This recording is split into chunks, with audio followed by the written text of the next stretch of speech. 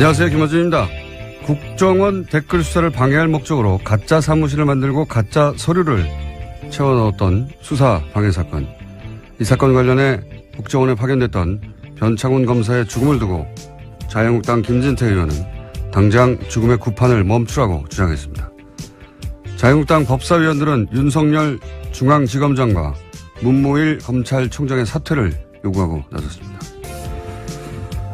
그래요? 변 검사를 죽음에 이르게 한 절대적 책임은 박근혜 정부 탄생의 정당성을 뒤흔들 댓글 수사를 방해하기 위해서 가짜 사무실 공작을 지시한 정치 세력에게 있는 겁니다. 그 세력이 누굽니까?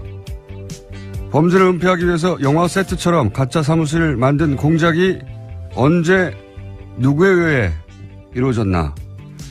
박근혜 정부 임기 초 박근혜 전 대통령이 임명한 남재준 국정원장의 국정원에서 자행된 겁니다. 변 검사 죽음의 억울함을 그나마 풀어주려면 수사를 멈추고 검찰 수뇌부가 사퇴할 것이 아니라 오히려 멀쩡한 검사를 그런 말도 안 되는 공작에 동원했던 자들을 단 한 사람도 빼지 않고 모조리 차단해서 모두 엄벌에 처해야 하는 겁니다. 수사를 멈추란요. 턱도 없는 소리입니다. 김어준 생각이었습니다.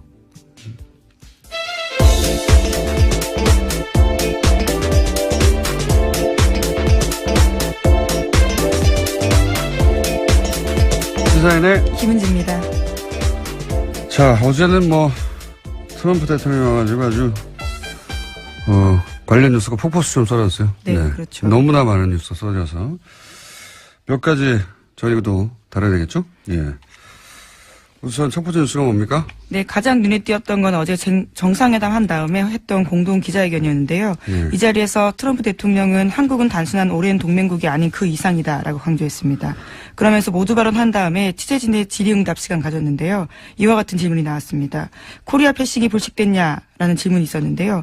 이에 대해서 트럼프 대통령은 한국은 내게 굉장히 중요한 나라라면서 한국을 지나치는 일은 없을 것이다라는 점을 바로 말해줄 수 있다라고 답했습니다.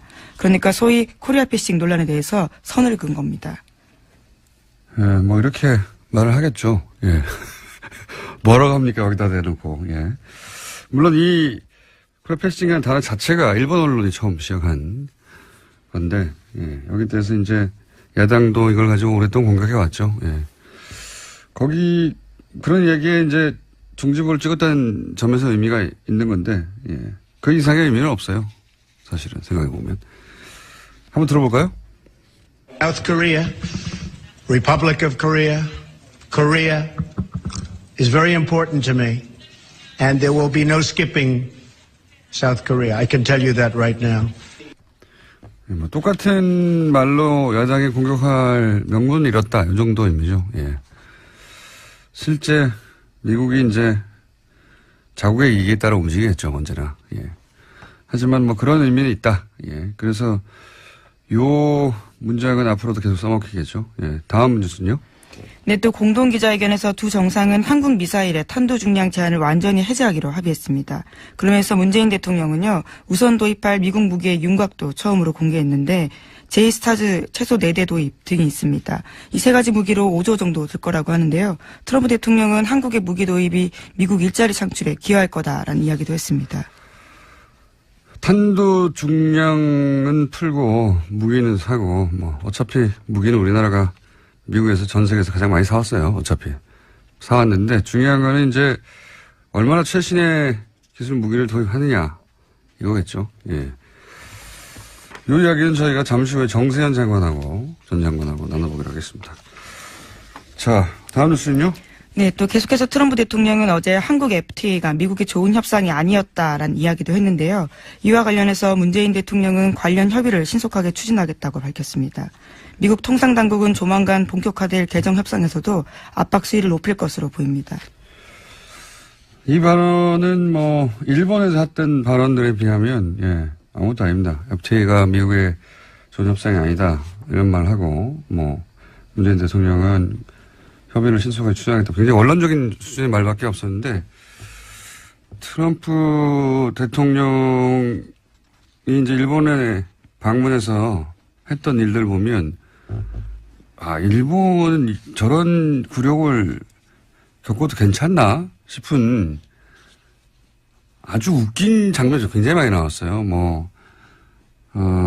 아베 총리가 말하는데 중간에 끊고. 그렇죠. 예, 자기가 말한다든가. 미국에서도 그런 보도 많이 나왔어요. 어제 워싱턴 포스트인가요? 예, 거기 저도 찾아와서 읽어봤는데, 아베가 트럼프에게 얼마나 잘 보이고 노력하는데 트럼프가 아베를 얼마나 막 취급하는가.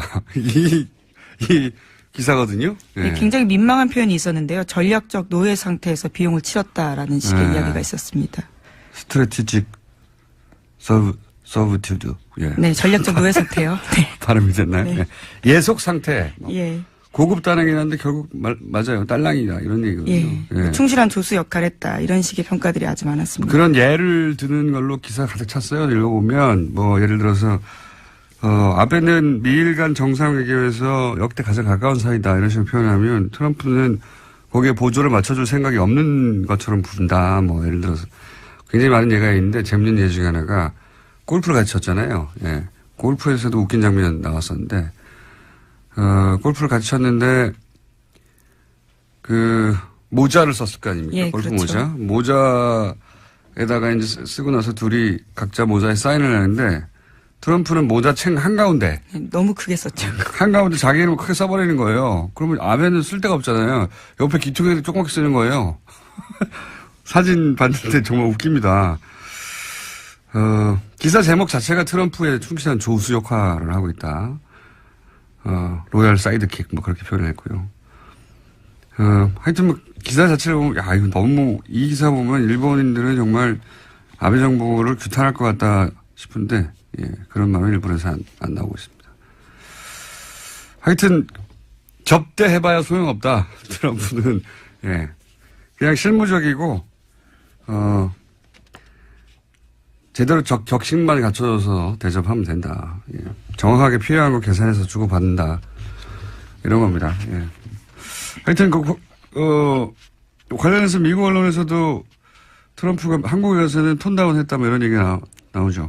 예, 물론 오늘까지 일정이 있기 때문에 아직은 봐야 되겠지만요. 이제까지의 말폭탄을 터뜨렸던 전례에 비하면 어제 한미 정상회담 결과에 대해서는 미국 언론도 트럼프가 매우 자제했다라는 평가 내놓고 있습니다. 오늘 국회 연설만 넘어가면 폭탄은 터뜨리지 않고 갈 것 같아요. 개인적으로 관련 뉴스가 많은데 이 정도 하죠. 중요한 건 이 정도인 것 같은데 개인적으로 흥미로웠던 장면 두 가지는 하나는 친박단체 트럼프 방문에 이 한미 정상회담에 기여했어요. 성조기와 태극기를 같이 흔들었죠. 네, 박근혜를 외쳤다고 하긴 하는데 어차피 트럼프 한국말 모르니까 자기 환영한 줄 알겠죠. 굉장히 기이한 방식으로 한미 정상회담을 친박단체가 도왔다. 두 번째 제가 흥미로웠던 장면은 기사를 보다가 왜 박효신 씨의 야생화인가 이거 궁금하지 않으셨어요? 이 환영 만찬에 불렀던 노래죠. 그래서 제가 기사를 찾아봤더니 어려운 상황에서 양국 관계를 아름답게 발전시키자 그런 의미를 담았다는 거예요. 이게 무슨 소린가. 개뿔 이런 생각이 들어서 제가 정관장 관계자한테 연락해가지고 이게 무슨 소리냐 왜냐 그랬더니 바쁘다고 딸랑 얘기한 게 가사를 음미하면 알 수 있다는 거예요. 그래서 음미를 해봐야 되겠군요. 북핵과 한미 외교가 걸린 중요한 가사거든요. 그래서 제가 가사를 음미하고 잠시 저희 해석을 제가 이게 첫 가사가 이거예요. 하얗게 피어난 오름꽃 하나가 얼음꽃 하나가 달가운 바람에 얼굴을 내밀어. 무슨 뜻인 것 같습니까? 제가 이렇게 쭉 음미를 하다 보니까 한 몇십 번 들었거든요. 그렇게까지 공을 들여서. 왜냐하면 이게 중요한 노래라고 하니까 가사를 음미하면. 하얗게 백인입니다. 트럼프예요. 그러니까 개인적인 다 해석이신 거잖아요. 그렇죠? 작사가는 전혀 의도하지 않았던. 그런 거는 물어볼 시간이 없을 거예요. 그분은 어제 공연했기 때문에. 하얗게 백인 트럼프. 피어난 얼음꽃, 피어난 버짐입니다. 겨울에 하얗게 핀 버짐. 낮은 지질 북핵 문제, 피부 트러블이 생긴 거죠. 그 다음에 이제 달이 뭡니까? 문재인 대통령 아닙니까? 별명? 예. 의문의 여지가 없죠, 달. 가운. 의사들이 입는 옷이죠, 가운. 너무 심하신 것 같은데요, 지금. 거기에 그렇게. 그래서 문재인 대통령이 가운을 입자 버짐 치료를 해서 얼굴을 내밀어. 예. 정확한 해석이라고 보고요. 다음, 그래서 쭉 하다가, 또 있네. 청와대 관계자가 당황할 것 같습니다. 이렇게 해석하시고. 한 줄기 햇살에 몸을 녹이다. 그렇게 너는 또 한번 내게 온다. 예. 햇살, 이거 햇볕 정책이죠? 작사가가 전혀 동의하지 않은 해석이라고 여러 차례 말씀드려야 될 것 햇볕 정책 같은데요. 때문에 문재인에게 온다. 이런 얘기고요. 그리고 뭐, 사랑의 피고, 타버리는 불꽃, 뭐 이런 거. 타버리는 불꽃. 이건 뭐, 문자 그대로입니다. Fire and Fury. 네, 화염과 불꽃에 대해서 이야기했습니다. 꺼지는 거죠. Fire and Fury가 여기 와가지고. 예. 나머지 가사 또 여러 가지가 있는데, 각자 해보시고요. 예. 굉장히 좀 어려운 대목이 하나 나와요. 요거만 제가 서비스 하나만 더 하면은, 메말라가는, 준비 잘했어요. 메말라가는 온몸이 타들어가고, 이게 좀 어려웠어요, 제가. 이게 뭐냐면은, 이 발사체 입장을 표현한 겁니다, 발사체.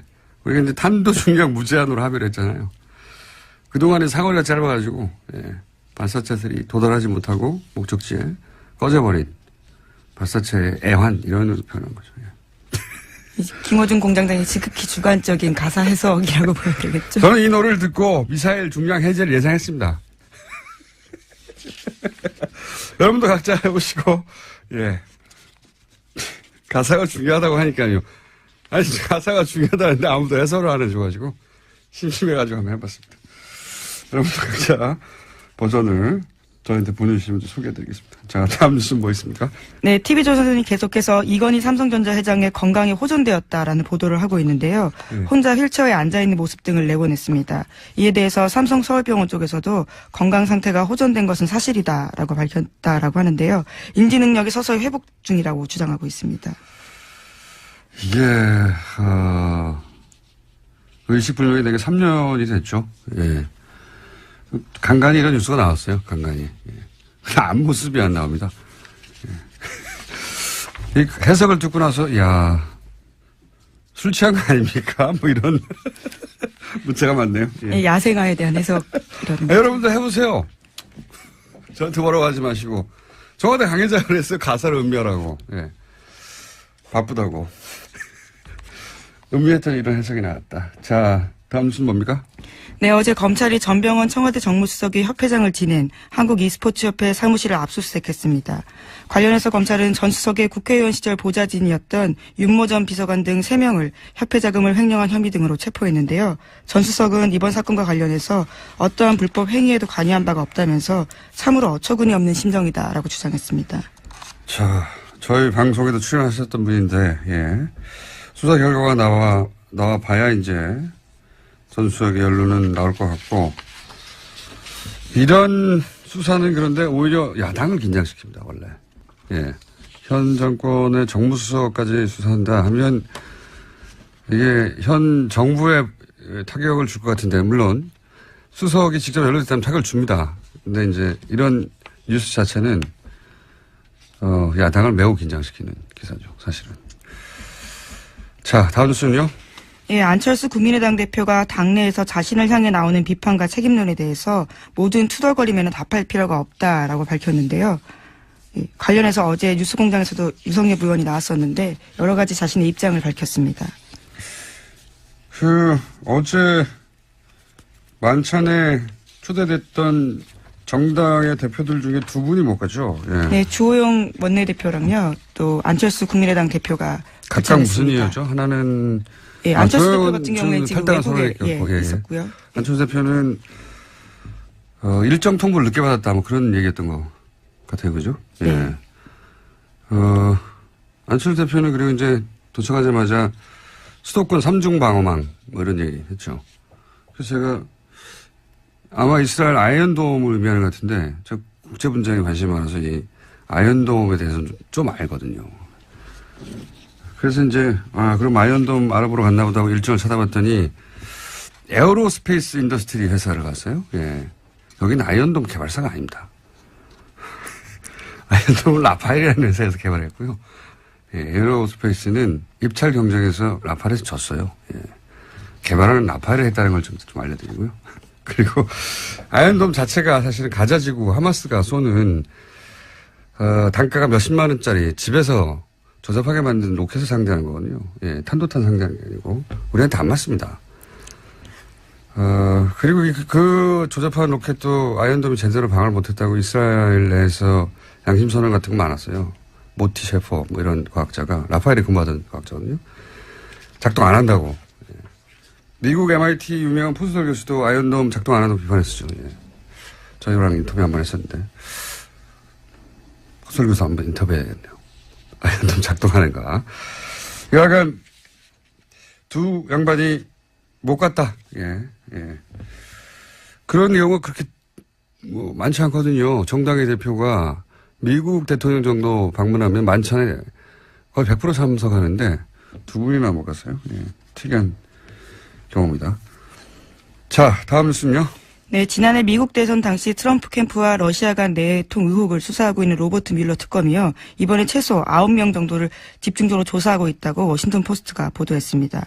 여기에는 도널드 트럼프 주니어, 또 사위인 제널드 큐시너 백악관 선임 고문 같은 사람들의 이름이 올라가 있습니다. 이거는 트럼프 대통령을 굉장히 긴장시킬 것 같습니다. 왜냐하면 여기 큰아들하고 첫 번째 사위가 연루됐잖아요. 예. 두 사람 다 지금, 청와대가 아니죠. 백악관에서 굉장히 중요한 역할을 맡고 있고, 게다가, 또 포함된 사람이 트럼프 그룹, 자기 회사죠. 그렇죠. 최측근이라고 할 수 있는 사람들입니다. 트럼프 그룹의 부회장이었던 변호사 있거든요. 마이클 코언, 예. 그거 어떻게 딱딱 말해줍니까? 예. 하여튼 자기 측근 인사들이 이제 대거 포함돼요. 여기서 가족들이나 부회장이 또 연루된 걸로 나오면 이건 이제 전국이 어떻게 될지 모릅니다. 이거 최순실 게이트가 그랬듯이 주변부로부터 다가오는 건데 미국 특검은 안 봐주거든요. 예. 어떻게 될지 그런 뉴스도 나왔습니다. 자. 오늘 여기까지 해야 되겠습니다. 사인의 김은지였습니다. 감사합니다.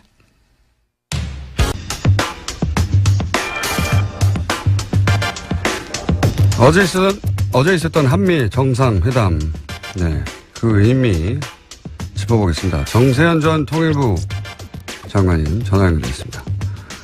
안녕하세요, 가치환 장관님. 예, 안녕하세요. 자, 요즘 이렇게 저희 섭외 잘 응해주셔서 대단히 감사합니다. 섭외 잘 응하자면 까칠하고 자꾸 그러니까. 자, 한미 정상회담에 대해서 걱정을 많이 하셨었어요. 예, 트럼프가 워낙 노련한 장사꾼이라, 예, 일본에서, 여러 가지 얘기 듣고 와서 폭탄 발언하는 거 아니냐 걱정 많이 하셨는데, 일단 이 정상회담이 뭐 짧긴 했습니다만 여러 가지 메시지 나왔으니까 총평을 해보시자면요. 정상회담 시간이 짧은 걸 가지고 시비를 거는 당도 있기는 있대요. 근데 예. 한미 간에는 우리 외교부와 저쪽의 국무부 또는 백악관과 청와대가 사전 조율을 할 수 있는 그런 관계이기 때문에 예. 사전 조율을 할 수 있는 관계이기 때문에 정상이 같이 만나서 얘기하는 시간이 꼭 길지 않아도 괜찮습니다. 미리 다 조율됐다. 예. 그렇죠. 시간은 중요한 게 아니었고. 예. 시간이 중요한 건 아니에요. 남북 정상은 좀 달라요. 완전히 그건 정상이 직접 협상을 해야 되니까. 근데 이번에 총평을 한다면은 절반의 성공 이상은 좀 된 것 같아요. 아, 그렇게 보십니까? 예. 굉장히 까칠하게 평가하시는 분인데 문재인 정부에 대해서도 대북 정책에 대해서 여러 가지 지적하셨는데 요 정상회담은 절반 이상은 성과를 얻었다 이렇게 보십니까? 어떤 부분에서 그렇습니까? 물론 이제 수십억 달러의 무기를 사주기로 한 것은 사실인 것 같습니다. 예. 트럼프 대통령이 이렇게 터뜨려버려서 네. 알게 됐지만은 사실은 같지만 이번 정상회담에서 그 공동 뭐 기자회견이나 이런 데서 나오는 용어들을 좀 보면은 예, 그동안에 대미 일변도 외교에서 좀 벗어난 거 아니냐 하는 생각을 합니다. 어떤 점에서 그렇습니까?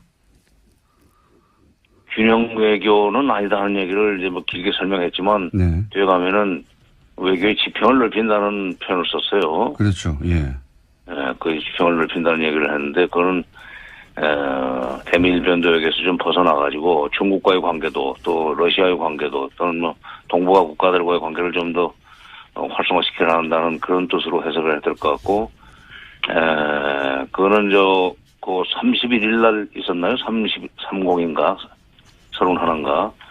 우리 외교부 장관이 국회 국정감사에서 답변할 때 그 산불 얘기하지 않았어요? 네네. 예. 나도 추가 배치하지 않겠다. MD 체제. MD 예. 체제 편입하지 않는다. 예. 그다음에 한미일 그 관계를 군사 동맹 관계로 발전시키지 않는다는 산불을 얘기했는데. 일본과는 군사 동맹 없다. 예. 그렇죠. 예. 그거를 그 30일 날 외교부 장관의 국회 답변하고 이번에 공동 기자회견에 나온 균형 외교 이걸 연결시켜 보면은 사실상 균형 외교가 아니라 외교 지평 확대. 예. 사실상 미국과 중국 사이에 등거리 외교로 나갈 수 있는 어떤 도약되는 말을 한 것이 아닌가. 그래서 제가 이번에 점수를 좀 잘 줘야 된다는 생각을 하고 있습니다. 항상 그런 말씀 하셨죠. 그렇게 한미 외교에만 집중하면 안 된다고. 예. 예. 그런데 이제 그 메시지 속에 그런 기미가 보였다 이렇게 판단하시는 거군요. 예. 예. 그 대통령의 메시지는 미리 준비된 거니까, 예. 그렇게 준비됐다면 아마, 그런 외교 정책 방향이 그렇게 수립된 걸로 보인다 이렇게 평가하시는 것 같고. 그 연결해서 생각해 보면, 오늘인가요? 내일인가요? 문 대통령이 바로 동남아로 떠나지 않습니까? 예, 베트남에서 열리는 국제회의 때문에. 예, 예. 동남아 3국, 뭐, 인도네시아하고 간다고 하는데, 그것도 연결해서 생각해 볼 수 있는 얘기입니까? 그러니까 외교 지평을 확대하겠다 하는 것도? 그쪽은 그게 안보와 관련해서는 크게 직접 관련되는 건 없고, 이제 경제 쪽으로는 의미가 있죠. 그렇군요. 저는 의미가 있죠. 자, 이건 어떻습니까? 이제 무기 수입은 사실 우리가 항상 해오긴 해왔는데, 예. 그 액수도 뭐 이미 세계 1위를 뭐 기록하기도 하고, 근데 이제 무기 수입 자체야 해왔는데 중요한 건 그 무기가 정말 우리가 원했던 무기를 수입하지 못했던 경우가 많지 않습니까? 첨단 무기를 안 준다든가. 예. 이번에는, 어떻게 보십니까? 뭐 정찰기를 사는 것 같고, 예. 핵잠수함을 도입하는 것 같은데, 예.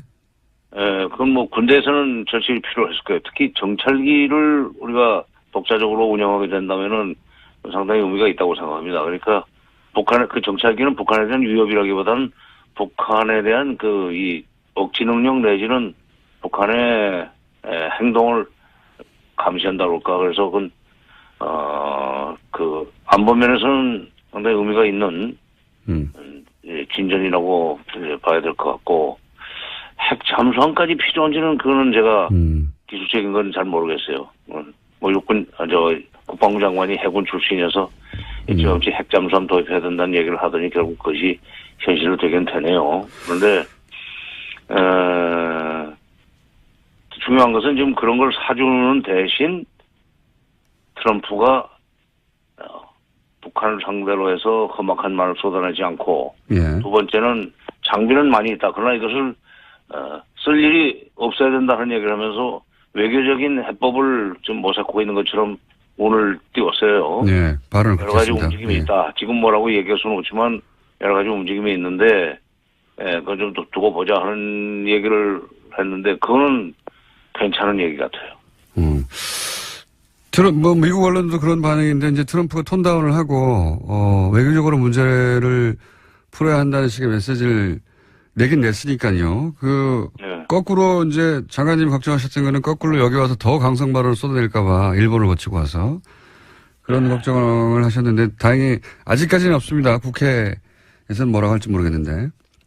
네, 그러니까 제가 그동안에, 이런 기회가 있을 때마다 얘기했던 거는 험악한 말을 쏟아낸 건 그만큼 공포 분위기를 조성해서 무기를 좀 팔려고 하는 거다 하는 분석을 하지 않았어요? 네. 일본에서도 무기를 많이 사줬습니다. 예. 그렇기 때문에 일본 총리가 대북 압박과 제재를 강화해야 된다는 얘기를 할 때 거기에 화답을 하지 않고 전략적인 끝냈다 하는 동문서답을 했어요. 네네. 그거부터가 지금 우리한테는 좋은 신호였죠. 걱정했는데 오히려 그 좋은 신호가 일본에서 나왔고 그 연장선상에서 미국 간에 물밑 접촉이 있다는 것을 사실상 시인하고 움직임을 좀 지켜보자 하는 얘기를 하고 그다음에 이제 무기를 팔았다. 네. 무기를 사주니까 그런 얘기까지 했는지 모르지만 어쨌든 선후 관계는 좀 다시 또 살펴봐야 되겠으나 그러나 물밑 접촉이 곧 미국 간의 대화로 발전할 수 있다는 뉘앙스로 얘기한 것은 우리한테는 선물이라면 선물입니다. 이건 어떻습니까? 아니 비싼 무기 사주고 그 정도 선물도 안 받아도 되겠어요? 그렇죠. 예. 사실 무기는 계속 사왔긴 합니다만 생색을 자기도 이제 미국에 무기를 이렇게 많이 팔았다. 미국에 돌아갈 때 그런 성과를 자랑해야 되겠죠. 그러면 솔직해요, 그 사람. 예. 이제 앞으로 일자리가 많이 늘어나겠다는 얘기는 무기 공장을 더 키울 수 있다는 얘기도 했는데 네네. 어쨌든 그런 사람들, 그러니까 백인의 노동자들이 그 트럼프의 지지 세력 아닙니까? 그 사람들을 그렇죠. 의식하고 한 발언이에요. 그렇겠죠. 그리고 무기는 그렇다고 치고 그러면 우리가 얻어낼 게 뭐였냐? 이게 이제 소위 대화 관련 발언들 그리고 이제 강성방을 늘어뜨리고 북한과 외교적으로 해결하겠다 이런 걸 얻어낸 거라고 보는데 또 한 가지가 거론되는 게 코리아 패싱에 대한 끊임없는 얘기가 나왔었는데 예, 이 얘기를 적어도 그 회담에서는 없다고 선언한 것은 어떤 효과가 있을까요? 글쎄 면전에서 그 코리아 패싱 하겠다고 얘기하겠습니까? 저도 그렇게는 생각합니다. 네. 아니 나중에 헐망정 그렇게는 안 하죠. 예. 아니 코리아 패싱이라는 건 그리고 우리가 잘못해가지고 코리아 패싱 당하는 거기 때문에 예. 앞으로 한미 관계, 한중 관계 또는 남북 관계를 잘 꾸려 나가면은 코리아 패싱은 안 일어나죠. 그러니까 코리아 패싱은 우리 하기 나름입니다. 예. 그리고 이제 우리를 제끼고 할 수만은 없어요. 우리가 잘 감시를 하고 남북 관계를 잘 관리해 나가면은 코리아 패싱은 안 일어나죠. 국내 정치적 효과 정도는 있겠다. 저도 그렇게 생각합니다. 네. 야당에서 계속 공격하던 것에 대해서 트럼프 대통령이 했던 말들을 틀어주면서 이제 더 이상 그런 말 하지 말라고 하는 국내 정치적 효과는 있겠지만 정말로 미국이 그런 마음 먹고 하게 되면 막을 길은 없죠. 예. 이건 어떻습니까? 코리아 패싱을 사전에 알려주고 하는 법이 어디 있어요? 그러면 코리아 패싱이 이미 아니기 때문에. 그렇죠. 예. 그런 일이 일어나지 않도록 하는 게 우리 외교력이다. 네. 이건 어떻습니까? 탄도 중량 제한. 이건 예전부터 우리 정권이, 우리 정부가 원해왔던 거 아닙니까? 보수지 가릴 것 없이. 그래도 단 공짜 아니라고 생각해요. 예. 무기를 많이 사준 대신 이 정도는 얻어냈어. 무기 사는 얘기니까. 그 다음에 기술 제공 문제이기 때문에. 예. 공짜는 아니지만은, 보수 쪽에서 그런 것을 좀 늘게 되면은 안심이 된다고 그걸 많이 주장을 해왔었는데 그래서 우리 국내에 또 보수를 끌어안으면서 문재인 정부가 좀 더 전향적인 대북 정책이라든가 북핵 정책을 추진해 나갈 수 있는 기반은 될 겁니다. 그럼 일하려면 돈 써야죠. 돈 들어가는 거예요, 그것도. 예. 일하려면 돈 써야죠. 아주 간단하게. 정리해 주셨는데. 예. 아니, 자식을 키우려면은, 예. 쓸 돈 안 쓸 돈 다 쓰면서 키우는 거 아니에요. 그러니까 나라를 운영하려면은, 더구나 외교하려면, 쓸 돈 안 쓸 돈 써가면서, 한 걸음씩 앞으로 나가는 건데, 그렇게 탄도 중량 늘리는 것도 무기 구매 또는 기술 지원 차원에서 이해를 해야 되는 거고, 그렇게 해가면서 외교에서 조금 독자성이라고 그럴까, 대미 의존성을 탈피할 수 있다면, 장사로 치면 남는 장사죠. 손해는 안 봤어요. 손해는 안 보셨다고 중평을 하시는 거군요. 예. 예, 예. 나도 이제 존말 해줘야지. 너무 박하게 하니까 섭섭하다고 그래서 안 돼요. 아니, 그건 일부러 그런 건 아니고, 이번 잘했어요. 예, 알겠습니다. 장관님이 잘했다고 하시니까 평상시에 쓴소리 많이 하시다가 이번 정상회담은 나쁘지 않았나 봅니다. 마지막으로 한 가지만 더 여쭤보면 지금 이제 뭐 북한과 우리 정부도 비공식 접촉이 있었다고 하고 지금 미국도 접촉이 있다고 얘기하고 있는데 이 물꼬가 언제쯤 트일까요? 어떻게 보십니까? 그동안 오랜 경험을 보실 때. 그래서 이제 그 미중 정상회담까지 지켜보고 나서 전망을 해야 되겠지만 예. 아마도 이 평창 올림픽 문제를 가지고 남북이 좀 만나야 될 거예요. 평창. 예, 예. 그러면 2월이지만 그 사전 준비하려면 얼마 시간이 없습니다. 네네. 특히 처음에 문재인 대통령은 좀 단일팀을 구성하자는 얘기를 했지만 그건 현실적으로 조금 어려울 거예요. 선수들이 별로 안 좋아합니다. 단일팀은. 네. 자기가 나갈 수 있는 찬스가 그만큼 줄어드니까. 그러나 분산 개최 내용상 분산 개최고 공동 개최는 가능할 거예요. 그래서 제가 저희 얘기는 건네볼 수 있지 않는 그 생각을 하고 있는 것이 뭐냐면 지금 김정은 시대에 들어와서 김정은이 작심을 하고 개발한 것이 마식령 스키장입니다. 어허. 예. 그 비행장도 만들었어요. 갈마 비행장이라고 원산 쪽이죠. 그러니까 우리가 그 평창 올림픽을 위해서 뭐 용평 쪽에다 스키장을 크게 건설한 것은 아깝지는 하지만 예. 그쪽에서 경기 일부를 하는 식으로 해서 공동 개최 형식으로 오면은 북한이 상당히 매력적으로 생각하고 대화를 시작할 수 있지 않겠는가. 그래서 그걸로 알겠습니다. 화두를 열어놓고 그다음에 설계기 이산가족 상봉을 위한 적자회담은 다시 한번 건네볼 필요가 있지 않나 하는 생각이 드네요. 알겠습니다. 오늘 여기까지 듣겠고요. 예. 평창 올림픽을 잘 활용해야 된다는 얘기는 다시 한번 저희가 연결해서 자세히 들어보도록 하겠습니다. 오늘은 여기까지 하겠습니다. 감사합니다. 예. 지금까지 정세현 전 통일부 장관이었습니다.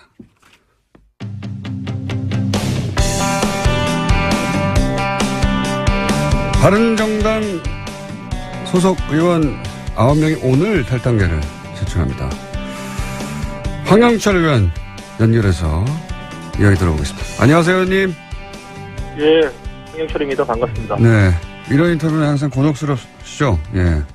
네, 사실 그랬습니다. 또 어떻게 해요? 해야죠. 예. 저보고 하자는지 모르겠어요. 예.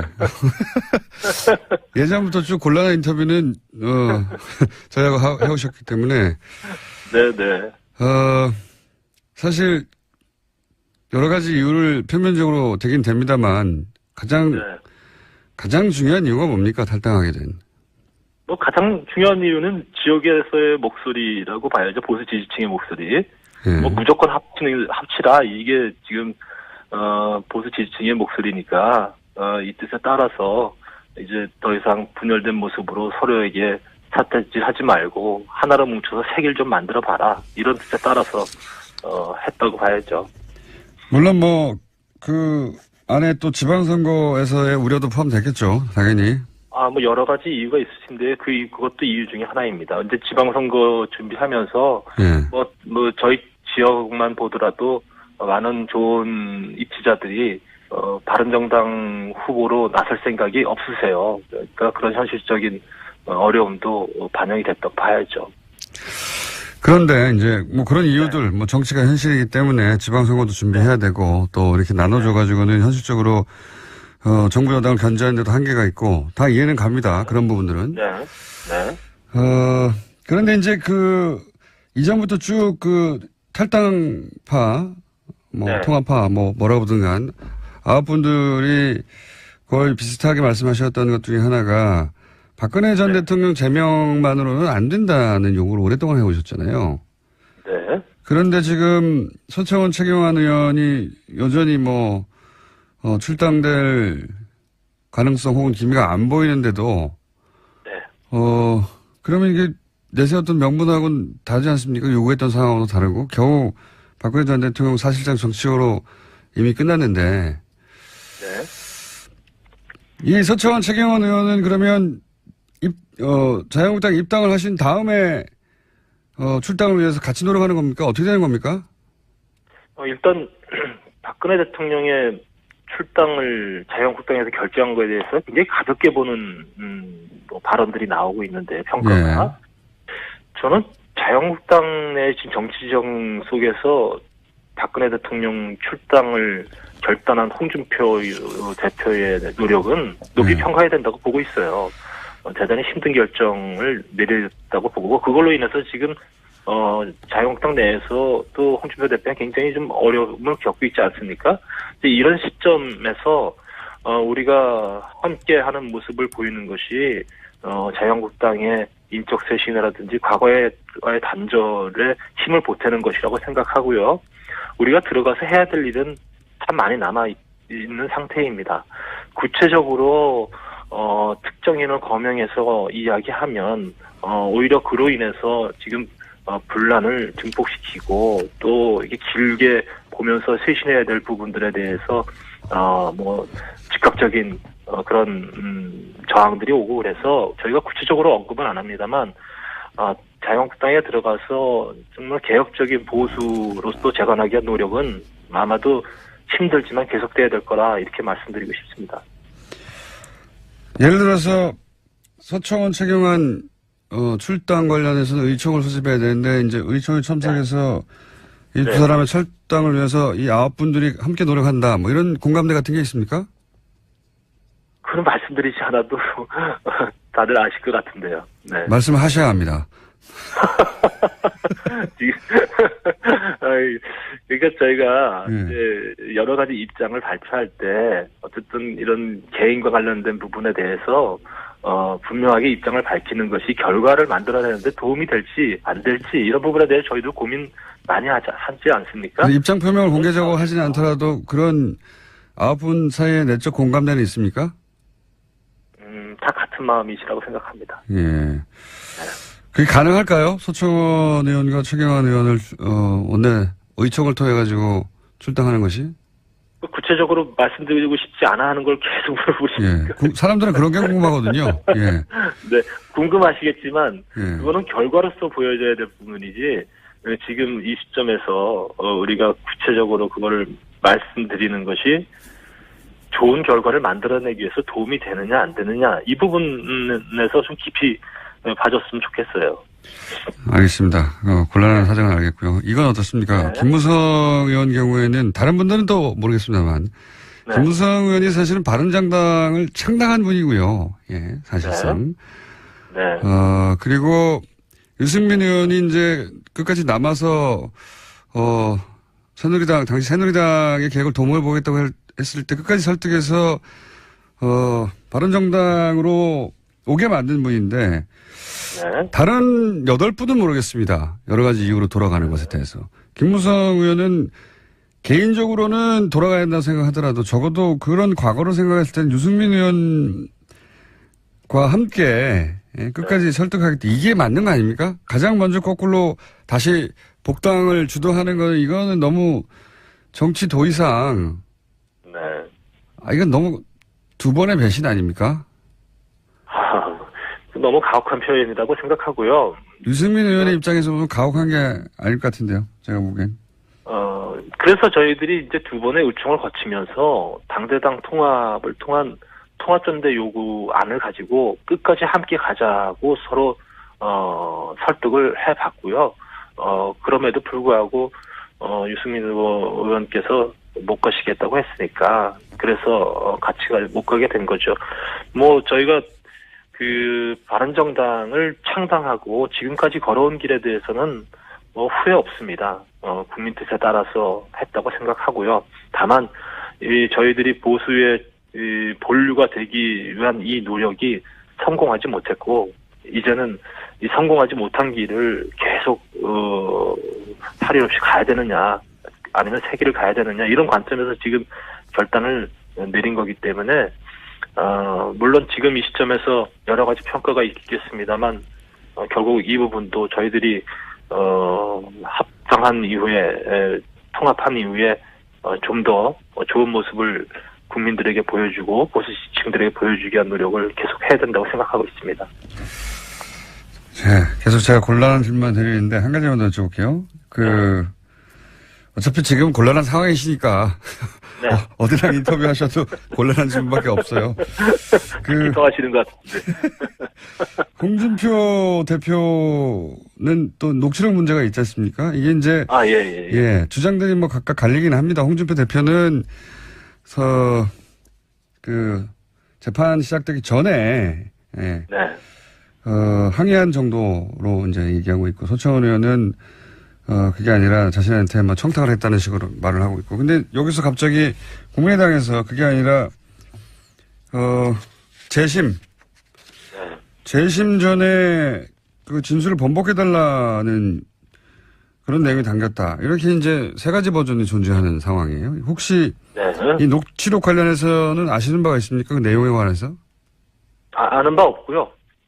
어쨌든 홍준표 전에 듣는 얘기로는 홍준표 대표는 이 문제에 대해서는 전혀 걱정할 필요가 없다라고 분명히 말씀하시고 계시고, 그리고 저는 이 녹취록 문제가 지금 나온다고 한다면 결국은 이제 친박 쪽에서 홍준표 대표를 공격하기 위한 수단, 예. 아니면 국민의당에서 또 자유한국당을 곤란하게 만들기 위한 수단, 이런 수단으로 사용이 될 텐데요. 예. 대단히 정치공학적인 그런 거라고 생각하고, 결국 국민들께서도 홍준표 대표에 대한 재판이 오랫동안 진행됐고, 정말로 진실을 가리기 위한 거였다면 그 이전에, 그리고 지난 대선 과정에서 충분히 이 문제가 공개될 수 있었을 거라고 생각해요.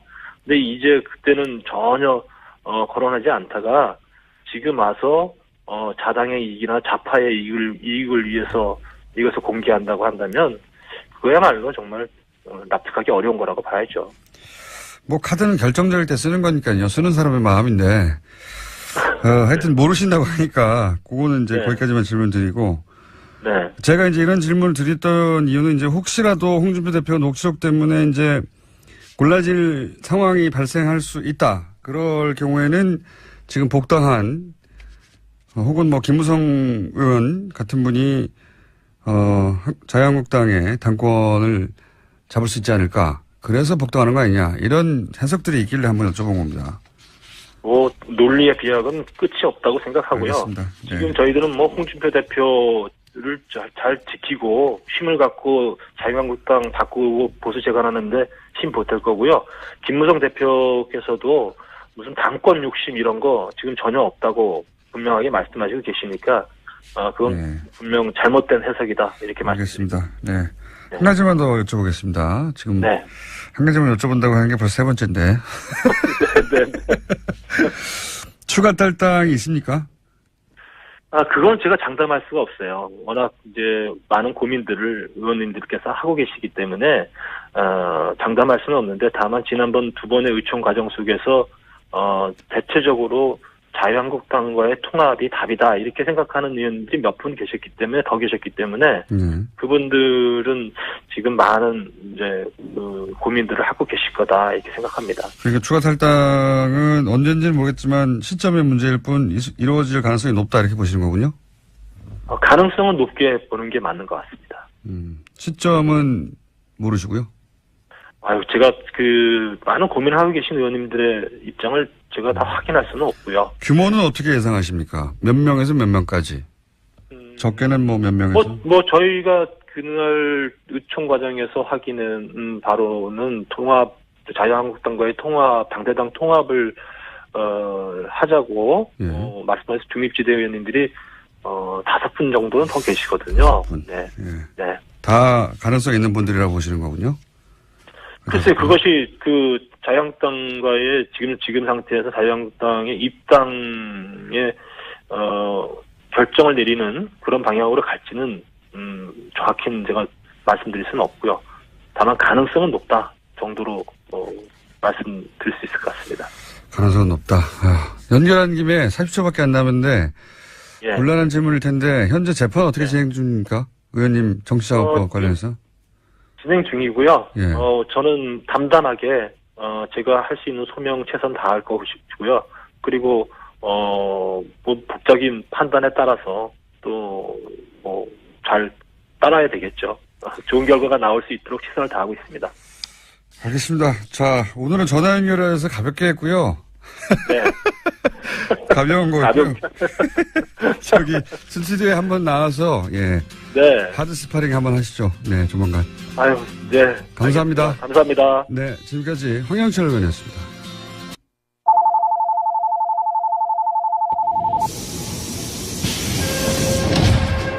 줄임문 닫습니다. 닫습니다. 닫습니다. 김어준의 뉴스 공장.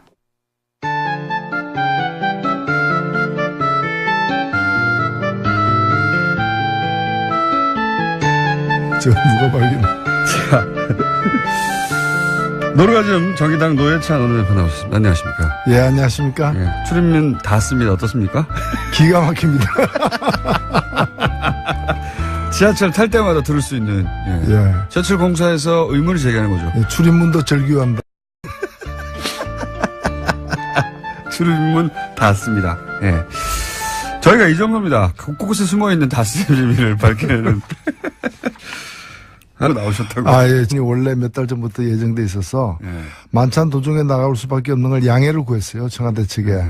근데 어제 정상회담이 길어지는 바람에 만찬이 30분 늦게 시작한 거예요. 아. 그래서 제가 앞에 뭐 인사는 다 했는데 예. 밥 나오기 전에 나왔습니다. 보리차만 마시고 나왔습니다. 보리차 마시고. 아까운 기회를 놓치셨네요. 예. 예, 뭐 그래도 뭐 예. 아, 그럼 물어볼 게 없네. 그럼 만찬에 앉아 계시다 그게 나오신 거잖아요. 보리차 마시고. 예. 아니, 그 앞에 이제 여러 오랜만에 보는 분들 많이 이제 인사도 나누고 이제 그런 건 다 했죠. 그런 거가 중요한 게 아니지 않습니까? 밥을 먹고 맛이 어땠나부터 시작해가지고 음식은 똑같은 거 먹었을 거 아닙니까? 만약에 먹는다면, 그죠? 트럼프 대통령이 먹는 거나 그랬겠죠? 설마? 보통 그런데 예. 그렇죠. 예. 아, 아깝네요. 괜찮습니다. 뭐. 어제 있었던 정상회담의 전반적인 뭐 평가를 한번 해보시면요. 예, 미리 조율을 많이 했던 것 같습니다. 예, 그거는 그냥 이루어진 일이 아니거든요. 그렇죠. 예. 그리고 제가 뭐 그 전에 이 정부 관계자들 만나서 얘기 들을 때도 이제 그런 좀, 이 의도나 이런 계획들을 들었는데, 예, 그 정상회담이 굉장히 중요한 하나의 고비예요. 그렇죠. 예, 여기서 또 트럼프 말폭탄 터뜨리고 하면 난리 나는 거죠, 우리도. 그래서 상당히 이렇게 이 뭐 자극적인 말을 갖다 안 하게 한다거나 또는 북핵 문제에 대한 언급, 북한에 대한 언급 또는 중국과 관계 또는 우리하고 일본의 특수관계에 대한 이해 이런 점에 관해서 좀 보이지 않는 그런 사전에. 선에서 상당한 작업을 해온 결과가 어저께 드러난 게 아닌가 이렇게 보여집니다. 그런 우려되는 지점들에 대한 논의가 오랫동안 있었군요. 그래서 이제 우리가 보기에는 문제될 발언들이 전혀 안 나온 거의 없었다고 봐도 과언이 아닌데 사실은 그 코리아 패싱 없다는 발언이 국내 정치적으로는 의미가 있겠죠? 그렇죠. 이 코리아 패싱이라는 게 예. 사실은 이게 우리 역사에서 코리아 패싱 대표적인 걸 얘기하라면은 예. 1953년 한국 전쟁 중에 예. 미국이 이승만 정부를 따돌리고 예. 북한하고 이렇게 협상해가지고 휴전해버린 거예요. 휴전 협정 당사자가 아닙니다, 우리가. 예. 이게 진짜 말도 안 되는 전형적인 건데. 이제 코리아 패싱이고 이제 예. 그래서 이승만이 반발해가지고 방공포로 석방하고 막 이렇게 한 건데. 그 절대적인 코리아 패싱이죠, 사실. 예, 그랬던 거죠. 전쟁하다가 협정을 맺는데 어떻게 당사국을 뺍니까? 맞습니다. 예. 근데 이제 지금에 와서 코리아 패싱이란 거는 이 한반도 문제를 해결하기 위해서 한국을 빼고 미국과 북한 직접 또는 협상한다. 예, 뭐 이런 건데 그럴 상황이 전혀 아니거든요. 예. 오히려 우리가 이제 그런 평화 병행론을 주장하고 미국은 그거에 대해서 현재 트럼프 정부는 별로 선택하지 않고 있는 상황인데 이 코리아 패싱은 야당 그 보수 야당들이 예. 문재인 정부를 갖다가 공격하기 위해서 그런 프레임이죠. 예, 그 외교를 잘못하고 있다라고 해서 코리아 패싱이라고 근거 없이 얘기해 왔던 건데 그게 별로 사실이 아니라는 게 이번에 트럼프에서 확인된 거죠. 국내 정치적으로는 이제 그 얘기하면 뭐 트럼프 발언을 계속 들이대면 될 것 같고 또 한 가지 이제 많이 논의되는 게 이제 미국은 무기를 팔고 우리는 뭐 대화로 하겠다거나 혹은 뭐 코리아 패싱 없다거나 뭐 탄도 중량 제한 합의를 받아냈다든가 이게 계산서가 주고받은 게 그래서 이게 수익 타산이 맞느냐 우리 입장에서 뭐 이건 어떻게 평가하십니까? 제가 월요일 날 예. 그 청와대 국감이 있었어요. 예. 국감에서 이 얘기를 갖다가 제가 미리 했었습니다. 장하성 정책실장한테 트럼프 다루는 법 예. 해가지고 트럼프 다루려면 트럼프처럼 해야 된다. 트럼프처럼 해야 된다. 예. 그래서 첫 번째 뻔뻔해져야 된다. 뻔뻔해져야 된다. 예. 우리 대통령은 젠틀맨이잖아요. 그래서 그렇게 하면 안 된다. 뻔뻔해져야 된다. 그 다음에 이제 벼랑 끝까지 가면 같이 가야 된다. 먼저 스톱하면 안 된다라는 건데 대표적으로 한미 FTA 같은 거는 한미 FTA를 통해 가지고 우리도 이득을 얻었지만 미국이 더 큰 이득을 얻고 있는 거거든요. 한미 FTA를 갖다가 재협상 안 하면 폐기한다라고 하는데 폐기하면 미국은 무역 적자가 40억으로 늘어나게 돼 있어요. 한미 FTA 하면은 280억으로 줄어들고. 그래서 무역지가 더 줄어든 건데 이걸 더 줄이려고 폐기하겠다 그러는데 자 그럼 폐기하자. 한국이 더 큰 이익이다. 그러면 이렇게 나갈 필요가 있는데 우리로서는 사실은 무역은 우리가 계속 흑자를 보고 있지만 미국과의 무역에서는 그다음에 이제 그 서비스는 무역하고 별도로 계산하거든요. 서비스에서는 우리가 연 한 50억 정도 더 손해를 보고 있어요. 그러니까 적자를 보고 있어요. 근데 이것만이 아니라 무기는 우리가 미국 무기를 전 세계에서 가장 많이 수입하는 나라예요. 오랫동안 그래왔습니다. 오랫동안 그래왔고 한미 FTA 이후에 이게 더 늘어가지고 1년 국방비 예산은 10%를 미국 무기 수입에 쓰고 있고 이게 우리가 연 50억 달러 정도를 쓰고 있는 거예요. 최근에는. 그래서 무기 FTA 적자 얘기하면 무기 얘기를 갖다 꺼내시라. 그래서 이걸 가지고 무역 적자를 막는. 근데 지금 그 전략을 갖다가 이 트럼프가 이 영악한 트럼프 대통령이 쓰고 있는 것 같아요. 그래서 거꾸로 쓰고 있는 거예요. 그래서 이 얘기는 뭔가면 무역 적자를 갖다가 더 줄이는 것이 불가능하다면은 무기를 더 수입해라. 이 얘기인데 그 무기를 덜 수입하면은 그 무역과 관련해 가지고 특히 축산이라거나 미국이 노리는 게 몇 개 군데가 있어요. 그걸 갖다가 우리는 더 강하게 개방을 요구하겠다. 근데 그 개방하면 국내에서 또 농민들 난리잖아요. 똑같은 방식으로 상대해야 된다. 네. 그렇죠. 무기와 FTA를 연계한 것은 트럼프 대통령이 지난번부터 했던 일인데 우리도 그럼 거꾸로 그럼 무기 많이 사줄 테니까 FTA 그럼 우리한테 양보해 이렇게 나가야 된다. 그런 건 아닌데 무기를 많이 사는 게 좋다고 보는 건 아닙니다. 다만 우리에게 필요한 무기들이 있죠. 이번에 예를 들면 그 정찰 자산 같은 거는 우리가 이제까지 미국이 우리한테 팔지 않았던 것이기도 하고 우리가 굉장히 부족한 부분이고 그래서 그런 점에서는 저는 뭐 자주 국방을 위한 어떤 국방력 강화 차원에서도 필요한 대목이라고 봅니다. 알겠습니다. 그럼 종합적으로 판단해서는 성과는 뭐 아직 국회 연설이 남았는데 그건 뭐 그 연설이니까요. 지금 사실상 오늘 국회 연설까지도 사실 보긴 해야 되는데 지난 일주일 전에 11월 1일 날 대통령이 이제 국회 시정연설하러 와가지고 사전에 여야 대표들하고 간담회를 했어요. 그때 아주 인상적인 얘기를 했는데 언론에는 보도가 안 됐더라고요. 안 됐는데 그 내용이 뭔가면은 외교 문제와 관련해서 그동안에 이 야당들이 굉장히 많이 그 정부를 추궁했는데 외교 문제는 시간이 필요한 게임이다. 이번에 중국과의 어떤 이 사드 문제에 대한 대타협이 있었고, 그 다음에 이 트럼프가 한국 방문하는 것, 이 두 가지 사건이 한 고비를 넘기게 되는 사건이 될 거다.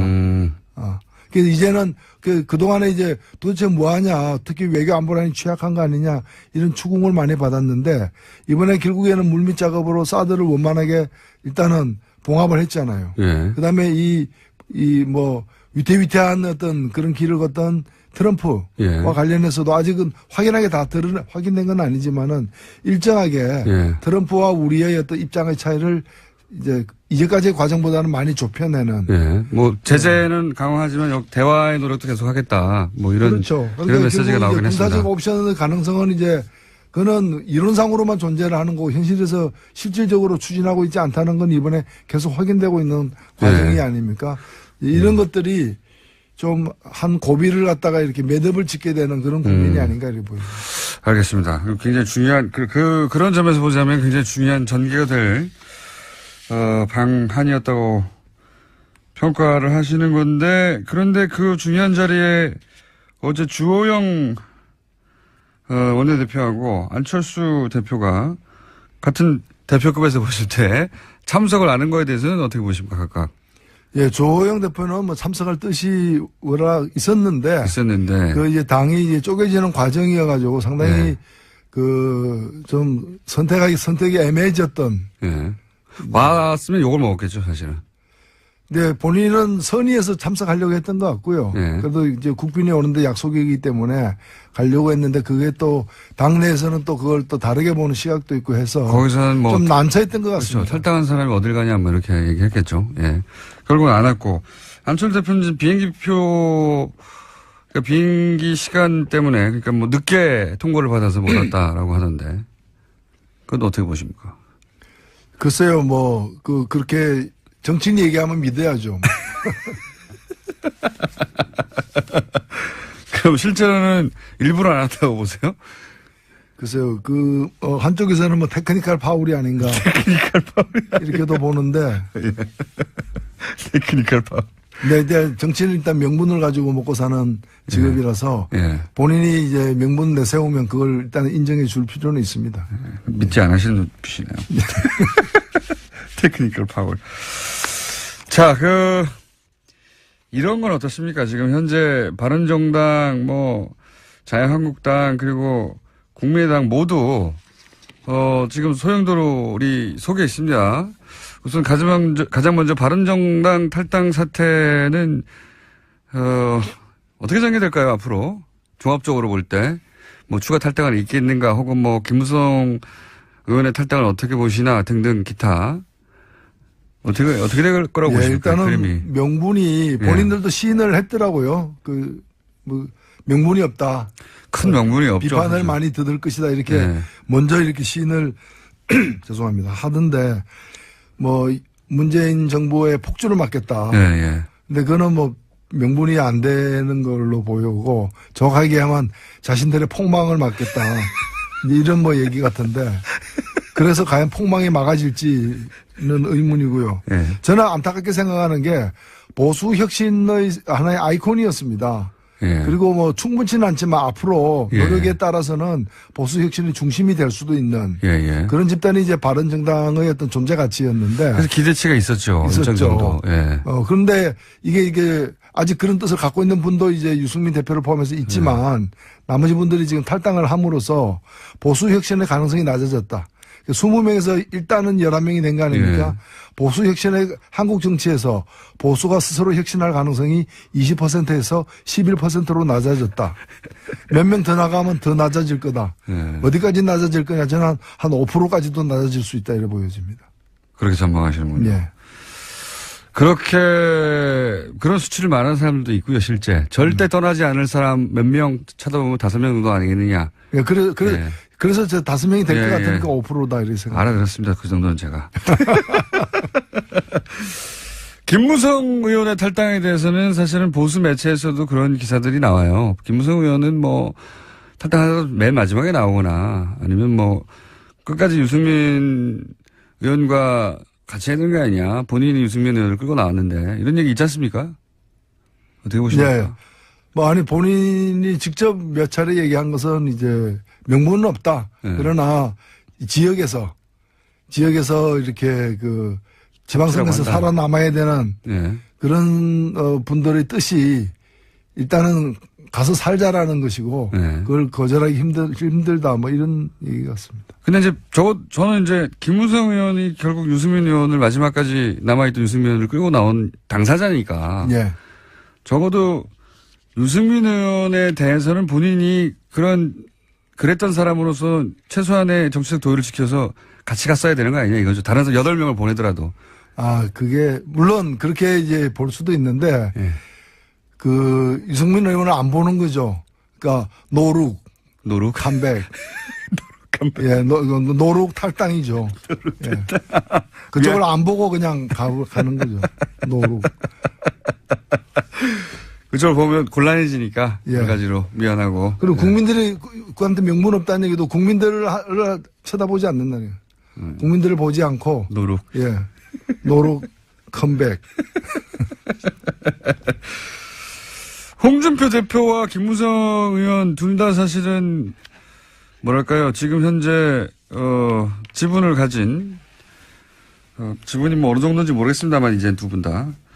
이 두 분의 양립이 그 안에서 가능할까요? 일단은 뭐 친박 그 변수가 있는 한 네. 친박하고 같이 맞서야 된다는 점에서 당내 친박이 다 청산된 게 아니기 때문에 그 긴장이 앞으로도 계속될 것이고요. 뭐 그런 점에서는 또 같은 그 이렇게 이해관계 당분간은 예, 이해관계도 있는 거죠. 갈등 관계도 있고 이해관계 다 있는데 이제 같이 양립할 측면도 있다는 거죠.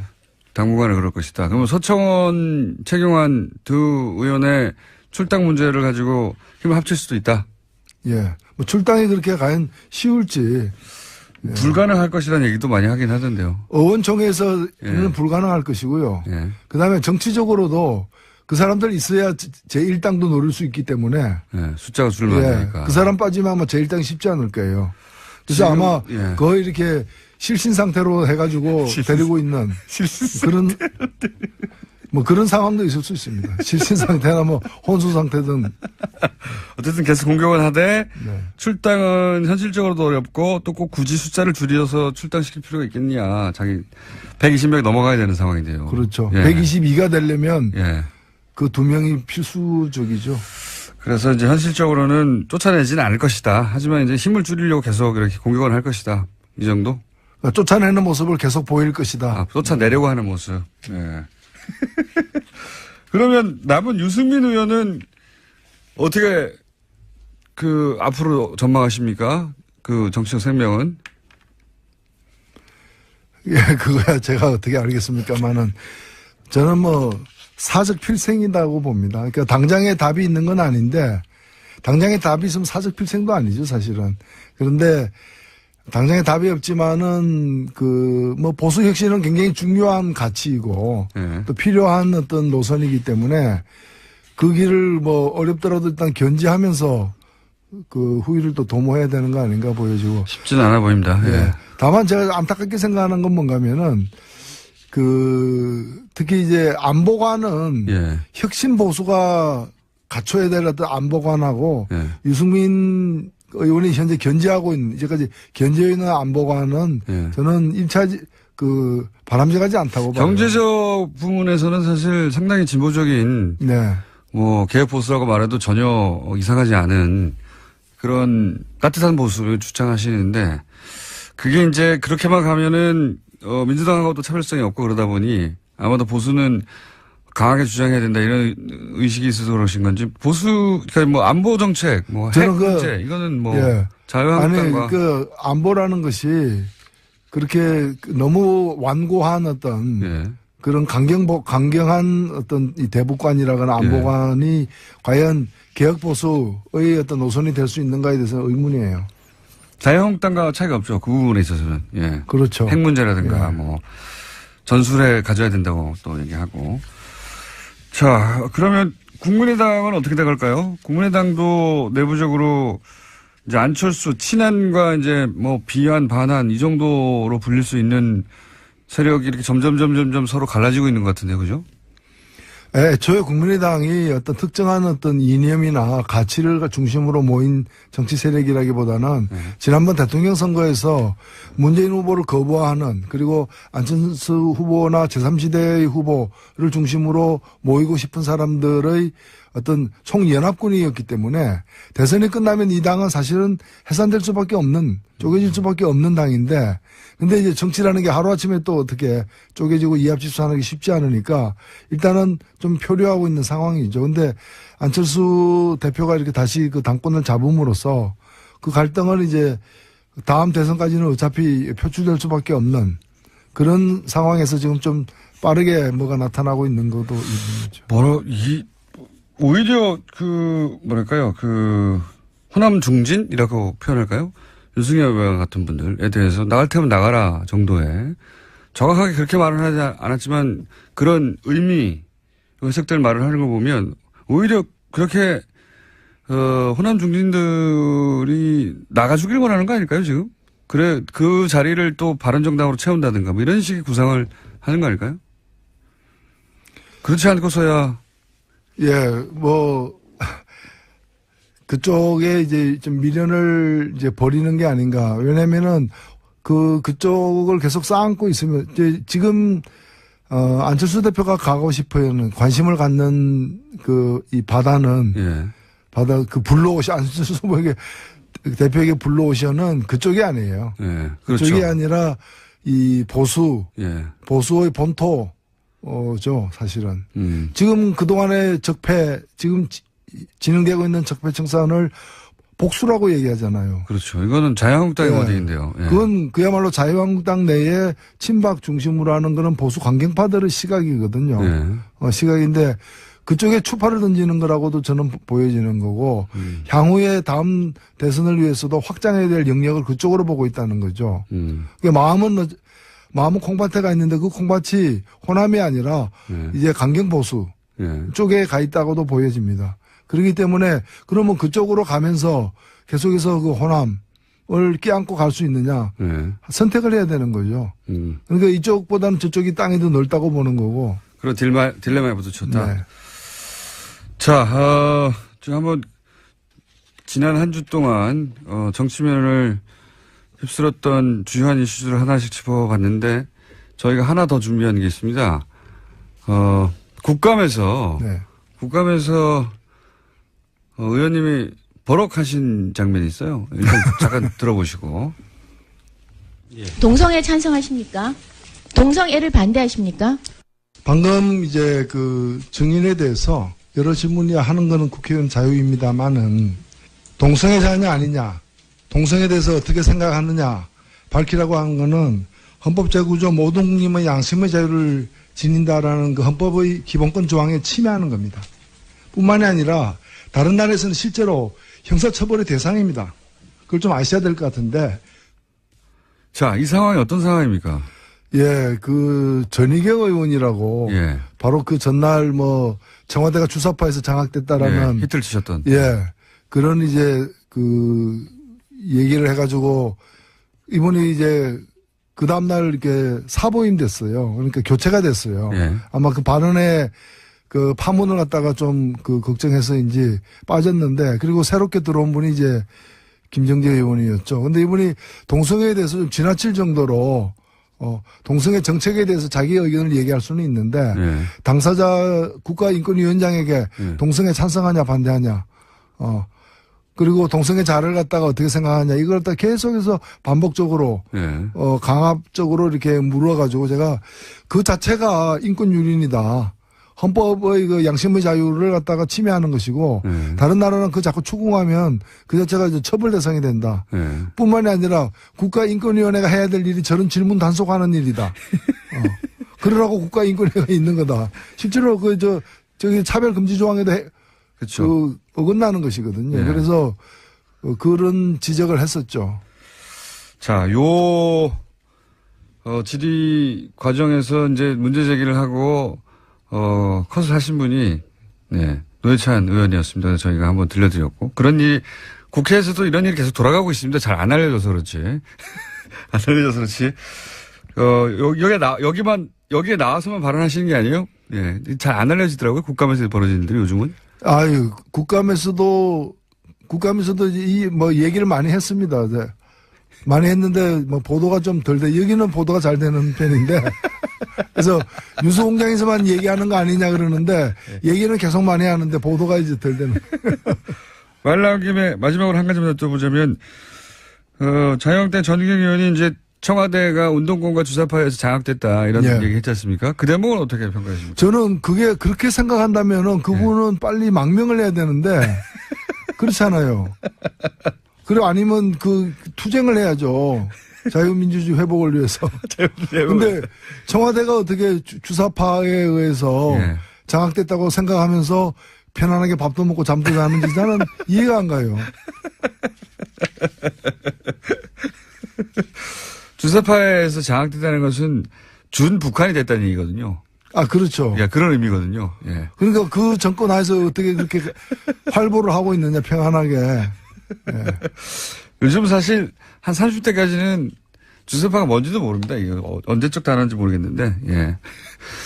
그래서 비서실장이 이제 좀 발끈했죠. 그렇죠. 예. 주사파라는 의미는 과거 군사정권에서 학생운동하는 사람들을 이제, 김일성의 지령을 따른 사람이다.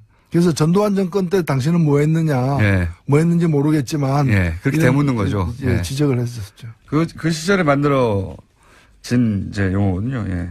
김일성의 지령을 따르는 사람들, 이런 의미입니다. 이게 말하자면.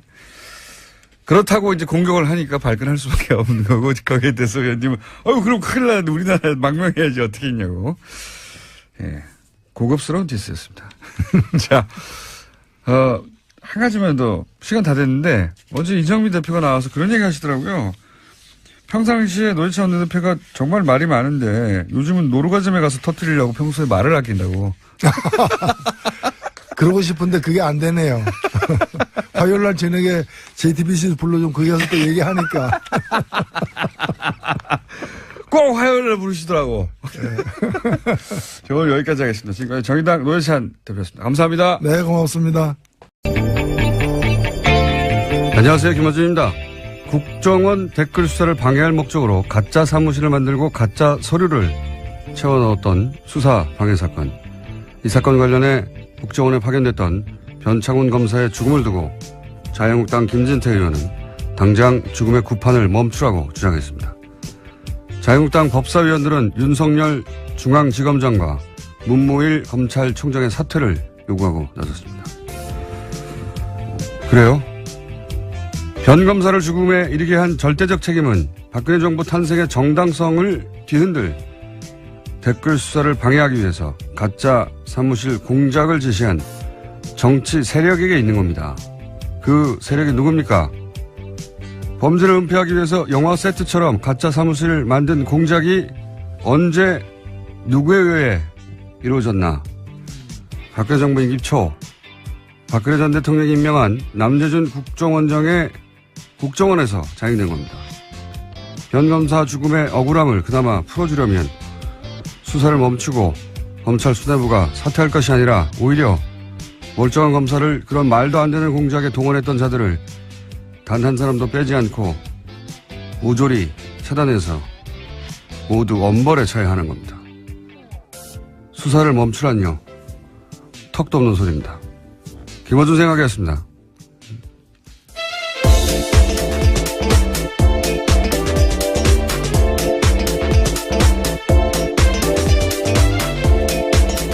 시사인의 김은지입니다. 자, 어제는 트럼프 대통령이 와가지고 아주, 관련 뉴스가 폭포수처럼 쏟아졌어요. 네, 그렇죠. 너무나 많은 뉴스가 쏟아져서 몇 가지 저희도 다뤄야 되겠죠? 예. 우선 첫 번째 뉴스가 뭡니까? 네, 가장 눈에 띄었던 건 어제 정상회담 한 다음에 했던 공동 기자회견이었는데요. 이 자리에서 트럼프 대통령은 한국은 단순한 오랜 동맹국이 아닌 그 이상이다라고 강조했습니다. 그러면서 모두 발언한 다음에 취재진의 질의응답 시간 가졌는데요. 이와 같은 질문이 나왔습니다. 코리아 패싱이 불식됐냐라는 질문이 있었는데요. 이에 대해서 트럼프 대통령은 한국은 내게 굉장히 중요한 나라라면서 한국을 지나치는 일은 없을 것이다라는 점을 바로 말해줄 수 있다라고 답했습니다. 그러니까 소위 코리아 패싱 논란에 대해서 선을 그은 겁니다. 예, 이렇게 말을 하겠죠. 예. 뭐라고 합니까? 여기다 대놓고. 예. 물론 이 코리아 패싱이라는 단어 자체가 일본 언론이 처음 시작한 건데, 예. 여기 대해서 이제 야당도 이걸 가지고 오랫동안 공격해 왔죠. 예. 거기 그런 얘기에 이제 중지부를 찍었다는 점에서 의미가 있는 건데, 예. 그 이상의 의미는 없어요. 사실은 생각해 보면. 한번 들어볼까요? South Korea, Republic of Korea, Korea is very important to me, and there will be no skipping South Korea. I can tell you that right now. 똑같은 말로 야당이 공격할 명분은 잃었다. 이 정도 의미죠. 예. 실제 미국이 이제 자국의 이익에 따라 움직이겠죠. 언제나. 예. 하지만 그런 의미는 있다. 예. 그래서 요 문장은 앞으로도 계속 써먹히겠죠. 예. 다음 뉴스는요? 네, 또 공동기자회견에서 두 정상은 한국 미사일의 탄도 중량 제한을 완전히 해제하기로 합의했습니다. 그러면서 문재인 대통령은요, 우선 도입할 미국 무기의 윤곽도 처음으로 공개했는데 제이스타즈 최소 4대 도입 등이 있습니다. 이 세 가지 무기로 5조 정도 들 거라고 하는데요. 트럼프 대통령은 한국의 무기 도입이 미국 일자리 창출에 기여할 거다라는 이야기도 했습니다. 탄도 중량은 풀고 무기는 사고 뭐 어차피 무기는 우리나라가 미국에서 전 세계에서 가장 많이 사왔어요. 어차피 사왔는데 중요한 거는 이제 얼마나 최신의 기술 무기를 도입하느냐 이거겠죠. 예. 이 이야기는 저희가 잠시 후에 정세현 장관하고 전 장관하고 나눠보기로 하겠습니다. 자, 다음 뉴스는요? 네, 또 계속해서 트럼프 대통령은 어제 한국 FTA가 미국의 좋은 협상이 아니었다라는 이야기도 했는데요. 이와 관련해서 문재인 대통령은 관련 협의를 신속하게 추진하겠다고 밝혔습니다. 미국 통상당국은 조만간 본격화될 개정 협상에서도 압박 수위를 높일 것으로 보입니다. 이 발언은 뭐 일본에서 했던 발언들에 비하면 예, 아무것도 아닙니다. FTA가 미국의 좋은 협상이 아니다 이런 말 하고 뭐 문재인 대통령은 협의를 신속하게 추진하겠다. 굉장히 원론적인 수준의 말밖에 없었는데 트럼프 대통령이 이제 일본에 방문해서 했던 일들 보면 아 일본은 저런 굴욕을 겪어도 괜찮나 싶은 아주 웃긴 장면이 굉장히 많이 나왔어요. 뭐 아베 총리가 말하는데 중간에 끊고 그렇죠. 예, 자기가 말한다든가 미국에서도 그런 보도 많이 나왔어요. 어제 워싱턴 포스트인가요? 예, 거기서도 찾아와서 읽어봤는데 아베가 트럼프에게 얼마나 잘 보이고 노력하는데 트럼프가 아베를 얼마나 막 취급하는가. 이 기사거든요. 예. 네, 굉장히 민망한 표현이 있었는데요. 전략적 노예 상태에서 비용을 치렀다라는 식의 이야기가 있었습니다. 스트래티직 서브튜드. 예. 네, 전략적 노예 상태요. 네. 발음이 됐나요? 네. 예. 예속 상태. 예. 고급 단행이긴 한데 결국 맞아요. 딸랑이다 이런 얘기거든요. 예. 예. 충실한 조수 역할을 했다. 이런 식의 평가들이 아주 많았습니다. 그런 예를 드는 걸로 기사 가득 찼어요. 읽어보면 뭐 예를 들어서 아베는 미일 간 정상회담에서 역대 가장 가까운 사이다 이런 식으로 표현하면 트럼프는 거기에 보조를 맞춰줄 생각이 없는 의식불명이 되게 3년이 됐죠. 예. 간간히 이런 뉴스가 나왔어요. 간간히. 예. 앞모습이 안 나옵니다. 예. 이 해석을 듣고 나서 야 술 취한 거 아닙니까? 뭐 이런 문자가 많네요. 예. 야생화에 대한 해석 이런. 여러분도 해보세요. 저한테 뭐라고 하지 마시고. 저한테 강혜자가 그랬어요. 가사를 음미하라고. 예. 바쁘다고. 음미했더니 이런 해석이 나왔다. 자, 다음 뉴스는 뭡니까? 네, 어제 검찰이 전병헌 청와대 정무수석이 협회장을 지낸 한국 e스포츠협회 사무실을 압수수색했습니다. 관련해서 검찰은 전 수석의 국회의원 시절 보좌진이었던 윤모 전 비서관 등 3명을 협회 자금을 횡령한 혐의 등으로 체포했는데요. 전 수석은 이번 사건과 관련해서 어떠한 불법 행위에도 관여한 바가 없다면서 참으로 어처구니 없는 심정이다라고 주장했습니다. 자, 저희 방송에도 출연하셨던 분인데, 예. 수사 결과가 나와 봐야 이제 전 수석의 연루는 나올 것 같고, 이런 수사는 그런데 오히려 야당을 긴장시킵니다, 원래. 예. 현 정권의 정무수석까지 수사한다 하면 이게 현 정부에 타격을 줄 것 같은데, 물론 수석이 직접 연루됐다면 타격을 줍니다. 근데 이제 이런 뉴스 자체는 야당을 매우 긴장시키는 기사죠, 사실은. 자, 다음 뉴스는요? 예, 안철수 국민의당 대표가 당내에서 자신을 향해 나오는 비판과 책임론에 대해서 모든 투덜거리면 답할 필요가 없다라고 밝혔는데요. 예, 관련해서 어제 뉴스공장에서도 유성엽 의원이 나왔었는데 여러 가지 자신의 입장을 밝혔습니다. 어제 만찬에 초대됐던 정당의 대표들 중에 두 분이 못 갔죠? 예. 네, 주호영 원내대표랑요, 또 안철수 국민의당 대표가 각각 무슨 이유였죠? 하나는 예, 안철수 대표 같은 경우에 지금 외국에 있었고요. 안철수 대표는 일정 통보를 늦게 받았다 뭐 그런 얘기였던 것 같아요, 그죠? 네. 예. 안철수 대표는 그리고 이제 도착하자마자 수도권 3중 방어망 뭐 이런 얘기 했죠.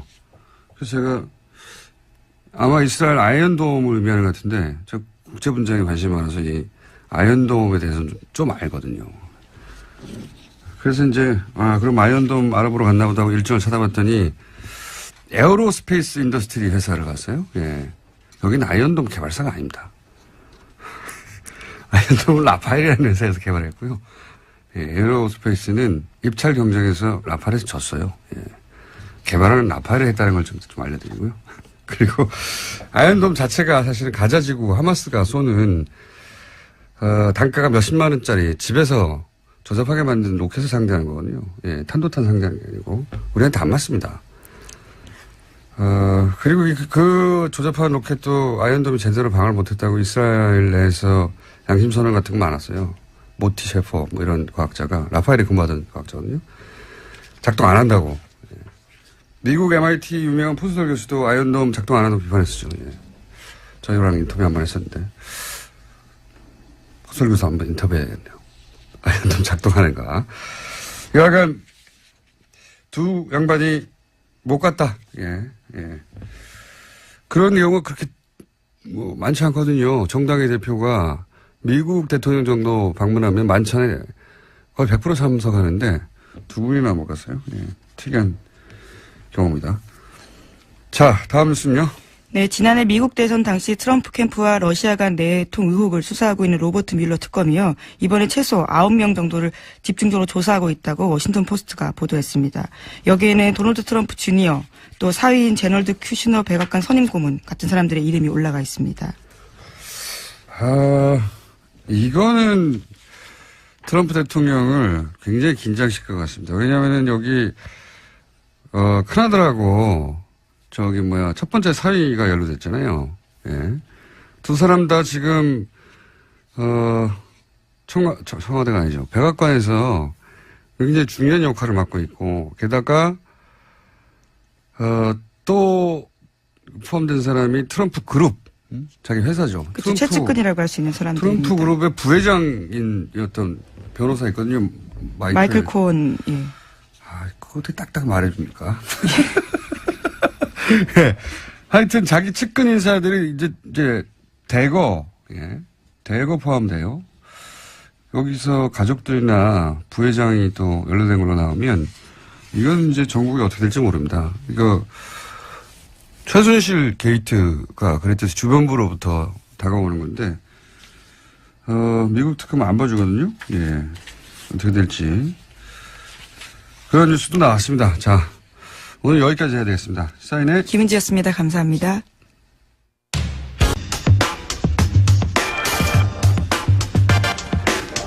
어제 있었던 한미 정상회담, 네, 그 의미 짚어보겠습니다. 정세현 전 통일부 장관님 전화 연결됐습니다. 안녕하세요, 가치환 장관님. 예, 안녕하세요. 자, 요즘 이렇게 저희 섭외 잘 응해주셔서 대단히 감사합니다. 섭외 잘 응하자면 까칠하고 자꾸 그러니까. 자, 한미 정상회담에 대해서 걱정을 많이 하셨었어요. 예, 트럼프가 워낙 노련한 장사꾼이라, 예. 일본에서, 여러 가지 얘기 듣고 와서 폭탄 발언하는 거 아니냐 걱정 많이 하셨는데, 일단 이 정상회담이 뭐 짧긴 했습니다만 여러 가지 메시지 나왔으니까 총평을 해보시자면요. 정상회담 시간이 짧은 걸 가지고 시비를 거는 당도 있기는 있대요. 근데 예. 한미 간에는 우리 외교부와 저쪽의 국무부 또는 백악관과 청와대가 사전 조율을 할 수 있는 그런 관계이기 때문에 사전 조율을 할 수 있는 관계이기 때문에 정상이 같이 만나서 얘기하는 시간이 꼭 길지 않아도 괜찮습니다. 미리 다 조율됐다. 예. 그렇죠. 시간은 중요한 게 아니었고. 예. 시간이 중요한 건 아니에요. 남북 정상은 좀 달라요. 완전히 그건 정상이 직접 협상을 해야 되니까. 근데 이번에 총평을 한다면은 절반의 성공 이상은 좀 된 것 같아요. 그렇게 보십니까? 예. 굉장히 까칠하게 평가하시는 분인데 문재인 정부에 대해서도 대북 정책에 대해서 여러 가지 지적하셨는데 요 정상회담은 절반 이상은 성과를 얻었다 이렇게 보십니까? 어떤 부분에서 그렇습니까?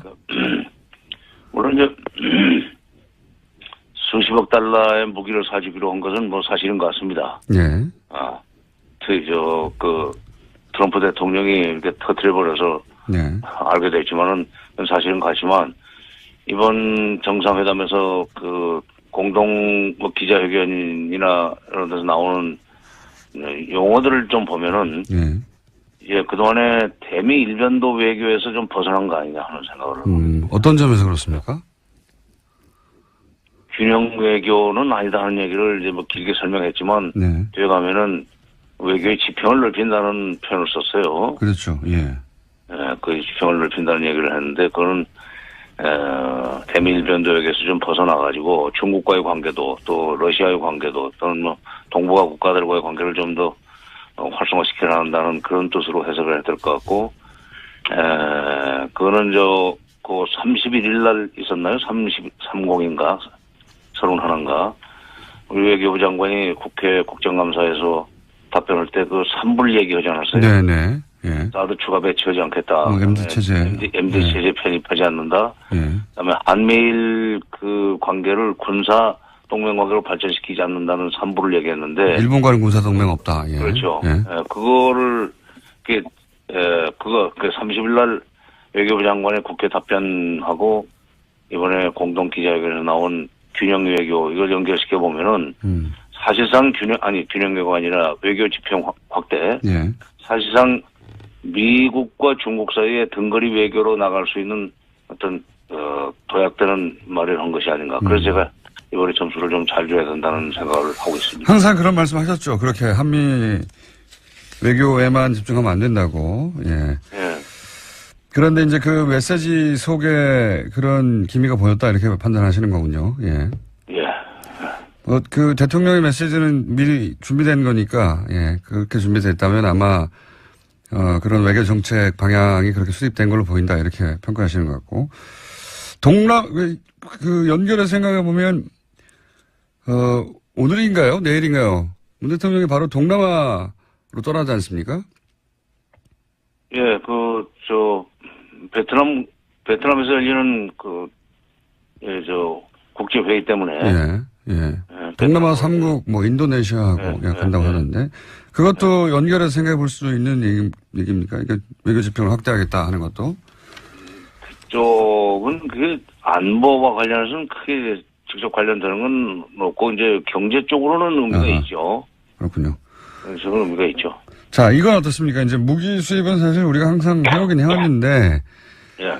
그 액수도 이미 세계 1위를 기록하기도 하고, 근데 이제 무기 수입 자체야 해왔는데 중요한 건 그 무기가 정말 우리가 원했던 무기를 수입하지 못했던 경우가 많지 않습니까? 첨단 무기를 안 준다든가. 예. 이번에는, 어떻게 보십니까? 정찰기를 사는 것 같고, 예. 핵잠수함을 도입하는 것 같은데, 예. 그건 군대에서는 절실히 필요했을 거예요. 특히 정찰기를 우리가 독자적으로 운영하게 된다면은 상당히 의미가 있다고 생각합니다. 그러니까 그 정찰기는 북한에 대한 위협이라기보다는 북한에 대한 이 억지 능력 내지는 북한의 행동을 감시한다고 할까. 그래서 안보면에서는 상당히 의미가 있는 진전이라고 봐야 될 것 같고, 핵 잠수함까지 필요한지는 그거는 제가 기술적인 건 잘 모르겠어요. 국방부 장관이 해군 출신이어서 일찌감치 핵 잠수함 도입해야 된다는 얘기를 하더니 결국 그것이 현실로 되긴 되네요. 그런데 중요한 것은 지금 그런 걸 사주는 대신 트럼프가 북한을 상대로 해서 험악한 말을 쏟아내지 않고, 예. 두 번째는 장비는 많이 있다. 그러나 이것을 쓸 일이 없어야 된다는 얘기를 하면서 외교적인 해법을 좀 모색하고 있는 것처럼 오늘 띄웠어요. 네, 발언을 여러 가지 그렇게 했습니다. 움직임이 있다. 지금 뭐라고 얘기할 수는 없지만 여러 가지 움직임이 있는데, 그거 좀 두고 보자 하는 얘기를 했는데, 그거는 괜찮은 얘기 같아요. 미국 언론도 그런 반응인데, 이제 트럼프가 톤다운을 하고, 외교적으로 문제를 풀어야 한다는 식의 메시지를 내긴 냈으니까요. 네. 거꾸로 이제 장관님 걱정하셨던 거는 거꾸로 여기 와서 더 강성 발언을 쏟아낼까봐 일본을 거치고 와서 그런 걱정을 하셨는데 다행히 아직까지는 없습니다. 국회에서는 뭐라고 할지 모르겠는데. 그러니까 제가 그동안에 뭐 이런 기회가 있어. 것처럼 분다. 뭐 예를 들어서 굉장히 많은 예가 있는데 재밌는 예 중에 하나가 골프를 같이 쳤잖아요. 예. 골프에서도 웃긴 장면 나왔었는데 골프를 같이 쳤는데 그 모자를 썼을 거 아닙니까? 예, 골프 그렇죠. 모자에다가 이제 쓰고 나서 둘이 각자 모자에 사인을 하는데 트럼프는 모자 챙 한가운데 너무 크게 썼죠. 한가운데 자기 이름을 크게 써버리는 거예요. 그러면 앞에는 쓸 데가 없잖아요. 옆에 귀퉁이를 조그맣게 쓰는 거예요. 사진 봤는데 정말 웃깁니다. 기사 제목 자체가 트럼프의 충실한 조수 역할을 하고 있다. 로얄 사이드킥 뭐 그렇게 표현을 했고요. 하여튼 뭐 기사 자체를 보면 야 이거 너무 이 기사 보면 일본인들은 정말 아베 정부를 규탄할 것 같다 싶은데 예, 그런 말은 일본에서 안 나오고 있습니다. 하여튼 접대해봐야 소용없다. 트럼프는 예, 그냥 실무적이고 제대로 격식만 갖춰져서 대접하면 된다. 예. 정확하게 필요한 거 계산해서 주고받는다. 이런 겁니다. 예.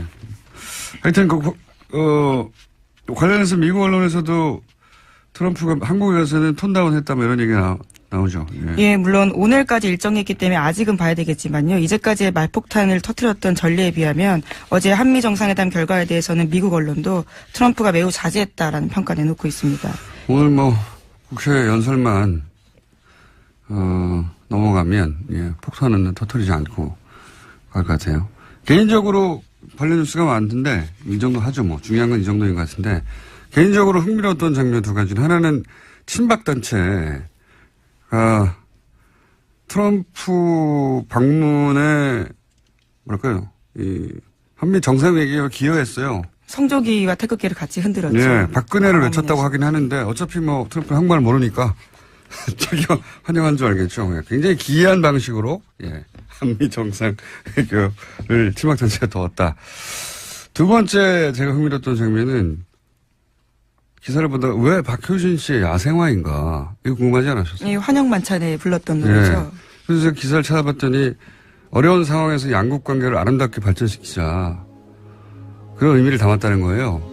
이게 무슨 소린가. 개뿔 이런 생각이 들어서 제가 정화대 관계자한테 연락해가지고 이게 무슨 소리냐 왜냐 그랬더니 바쁘다고 딸랑 얘기한 게 가사를 음미하면 알 수 있다는 거예요. 그래서 음미를 해봐야 되겠군요. 북핵과 한미 외교가 걸린 중요한 가사거든요. 그래서 제가 가사를 음미하고 잠시 저희 해석을 제가 이게 첫 가사가 이거예요. 하얗게 피어난 오름꽃 하나가 얼음꽃 하나가 달가운 바람에 얼굴을 내밀어. 무슨 뜻인 것 같습니까? 제가 이렇게 쭉 음미를 하다 보니까 한 몇십 번 들었거든요. 예. 아, 그렇게까지 공을 들여서. 왜냐하면 이게 중요한 노래라고 하니까 가사를 음미하면. 하얗게 백인입니다. 트럼프예요. 그러니까 개인적인 다 해석이신 거잖아요. 그렇죠? 예. 예, 작사가는 전혀 의도하지 않았던. 그런 거는 예. 물어볼 시간이 없을 거예요. 예. 그분은 어제 공연했기 때문에. 예. 하얗게 백인 트럼프. 예. 피어난 얼음꽃, 피어난 버짐입니다. 겨울에 하얗게 핀 버짐. 낮은 지질 북핵 문제, 피부 트러블이 생긴 거죠. 그 다음에 이제 달이 뭡니까? 문재인 대통령 아닙니까? 별명? 예. 의문의 여지가 없죠, 가운. 의사들이 입는 옷이죠, 가운. 너무 심하신 것 같은데요, 지금. 거기에 그렇게. 그래서 문재인 대통령이 가운을 입자 버짐 치료를 해서 얼굴을 내밀어. 예. 정확한 해석이라고 보고요. 다음, 그래서 쭉 하다가, 또 있네. 청와대 관계자가 당황할 것 같습니다. 이렇게 해석하시고. 한 줄기 햇살에 몸을 녹이다. 그렇게 너는 또 한번 내게 온다. 예. 햇살, 이거 햇볕 정책이죠? 작사가가 전혀 동의하지 않은 해석이라고 여러 차례 말씀드려야 될 것 햇볕 정책 같은데요. 때문에 문재인에게 온다. 이런 얘기고요. 그리고 뭐, 사랑의 피고, 타버리는 불꽃, 뭐 이런 거. 타버리는 불꽃. 이건 뭐, 문자 그대로입니다. Fire and Fury. 네, 화염과 불꽃에 대해서 이야기했습니다. 꺼지는 거죠. 파이어 소리가 여기 와가지고. 예. 나머지 가사 또 여러 가지가 있는데 각자 해보시고요. 예. 굉장히 좀 어려운 대목이 하나 나와요. 요거만 제가 서비스 하나만 더 하면은, 메말라가는, 준비 잘했어요. 메말라가는 온몸이 타들어가고, 이게 좀 어려웠어요, 제가. 이게 뭐냐면은, 발사체 입장을 표현한 겁니다, 발사체. 우리가 이제 탄도 중량 무제한으로 합의를 했잖아요.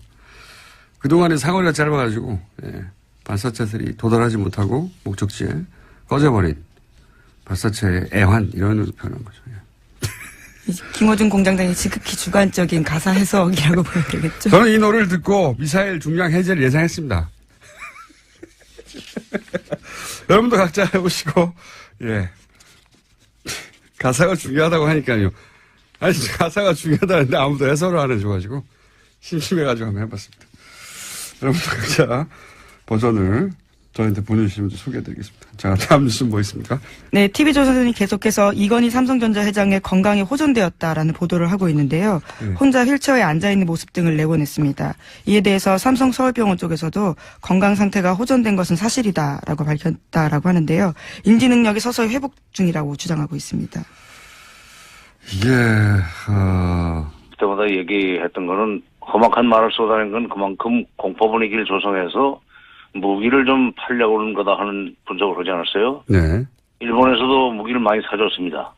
예. 그렇기 때문에 일본 총리가 대북 압박과 제재를 강화해야 된다는 얘기를 할 때 거기에 화답을 하지 않고 전략적인 끝냈다 하는 동문서답을 했어요. 네네. 그거부터가 지금 우리한테는 좋은 신호였죠. 걱정했는데 오히려 그 좋은 신호가 일본에서 나왔고 그 연장선상에서 미국 간에 막 물밑 접촉이 있다는 것을 사실상 시인하고 움직임을 좀 지켜보자 하는 얘기를 하고 그다음에 이제 무기를 팔았다. 네. 무기를 사주니까 그런 얘기까지 했는지 모르지만 어쨌든 선후 관계는 좀 다시 또 살펴봐야 되겠으나 그러나 물밑 접촉이 곧 미국 간의 대화로 발전할 수 있다는 뉘앙스로 얘기한 것은 우리한테는 선물이라면 선물입니다. 이건 어떻습니까? 아니 비싼 무기 사주고 그 정도 선물도 안 받아도 되겠어요? 그렇죠. 예. 사실 무기는 계속 사왔긴 합니다만 생색을 자기도 이제 미국에 무기를 이렇게 많이 팔았다. 미국에 돌아갈 때 그런 성과를 자랑해야 되겠죠. 그러면 솔직해요 그 사람. 예. 이제 앞으로 일자리가 많이 늘어나겠다는 얘기는 무기 공장을 더 키울 수 있다는 얘기가 됐는데. 네네. 어쨌든 그런 사람들, 그러니까 백인의 노동자들이 그 트럼프의 지지 세력 아닙니까? 그 사람들을 그렇죠. 의식하고 한 발언이에요. 그렇겠죠. 그리고 무기는 그렇다고 치고 그러면 우리가 얻어낼 게 뭐였냐? 이게 이제 소위 대화 관련 발언들 그리고 이제 강성방을 늘어뜨리고 북한과 외교적으로 해결하겠다 이런 걸 얻어낸 거라고 보는데 또 한 가지가 거론되는 게 코리아 패싱에 대한 끊임없는 얘기가 나왔었는데, 예, 이 얘기를 적어도 회담에서는 없다고 선언한 것은 어떤 효과가 있을까요? 글쎄, 면전에서 그 코리아 패싱 하겠다고 얘기하겠습니까? 저도 그렇게는 생각합니다. 네. 아니, 나중에 헐망정 그렇게는 안 하죠. 예. 아니, 코리아 패싱이라는 건 그리고 우리가 잘못해가지고 코리아 패싱 당하는 거기 때문에. 예. 앞으로 한미 관계, 한중 관계 또는 남북 관계를 잘 꾸려 나가면은 코리아 패싱은 안 일어나죠. 그러니까 코리아 패싱은 우리 하기 나름입니다. 예. 그리고 이제 우리를 제끼고 할 수만은 없어요. 우리가 잘 감시를 하고 남북 관계를 잘 관리해 나가면은 코리아 패싱은 안 일어나죠. 국내 정치적 효과 정도는 있겠다 저도 그렇게 생각합니다. 네. 야당에서 계속 공격하던 것에 대해서 트럼프 대통령이 했던 말들을 틀어주면서 이제 더 이상 그런 말 하지 말라고 하는 국내 정치적 효과는 있겠지만 정말로 미국이 그런 마음 먹고 하게 되면 막을 길은 없죠. 예. 이건 어떻습니까? 코리아 패싱을 사전에 알려주고 하는 법이 어디 있어요? 그러면 코리아 패싱이 이미 아니기 때문에. 그렇죠. 예. 그런 일이 일어나지 않도록 하는 게 우리 외교력이다. 예. 이건 어떻습니까? 탄도 중량 제한. 이건 예전부터 우리 정권이, 우리 정부가 원해왔던 거 아닙니까? 보수지 가릴 것 없이. 그래도 뭐 나는 공짜 아니라고 생각해요. 예. 무기를 많이 사준 대신 이 정도는 얻어냈어. 무기 사는 얘기니까. 그다음에 기술 제공 문제이기 때문에 예. 공짜는 아니지만은 보수 쪽에서 그런 것을 좀 늘려주면 늘리게 되면은 안심이 된다고 그걸 많이 주장을 해왔었는데, 그래서 우리 국내에 또 보수를 끌어안으면서 문재인 정부가 좀 더 전향적인 대북 정책이라든가 북핵 정책을 추진해 나갈 수 있는 기반은 될 겁니다. 그래서 뭐 일하려면 돈 써야죠. 돈 들어가는 거예요, 그것도. 예. 일하려면 돈 써야죠. 아주 간단하게 정리해 주셨는데. 예. 아니, 자식을 키우려면은 예. 쓸 돈 안 쓸 돈 다 쓰면서 키우는 거 아니에요. 그러니까 나라를 운영하려면은, 더구나 외교하려면 쓸 돈 안 쓸 돈 써가면서 한 걸음씩 앞으로 나가는 건데, 뭐 그렇게 탄도 중량 늘리는 것도 무기 구매 또는 기술 지원 차원에서 이해를 해야 되는 거고, 그렇게 해가면서 외교에서 조금 독자성이라고 그럴까, 대미 의존성을 탈피할 수 있다면, 장사로 치면 남는 장사죠. 손해는 안 봤어요. 손해는 안 보셨다고 중평을 하시는 거군요. 예. 예, 예. 나도 이제 존말 해줘야지. 너무 박하게 하니까 섭섭하다고 그래서 안 돼요. 아니, 근데 일부러 그런 건 아니고, 이번은 잘했어요. 예. 알겠습니다. 장관님이 잘했다고 하시니까 평소에 쓴소리 많이 하시다가 이번 정상회담은 나쁘지 않았나 봅니다.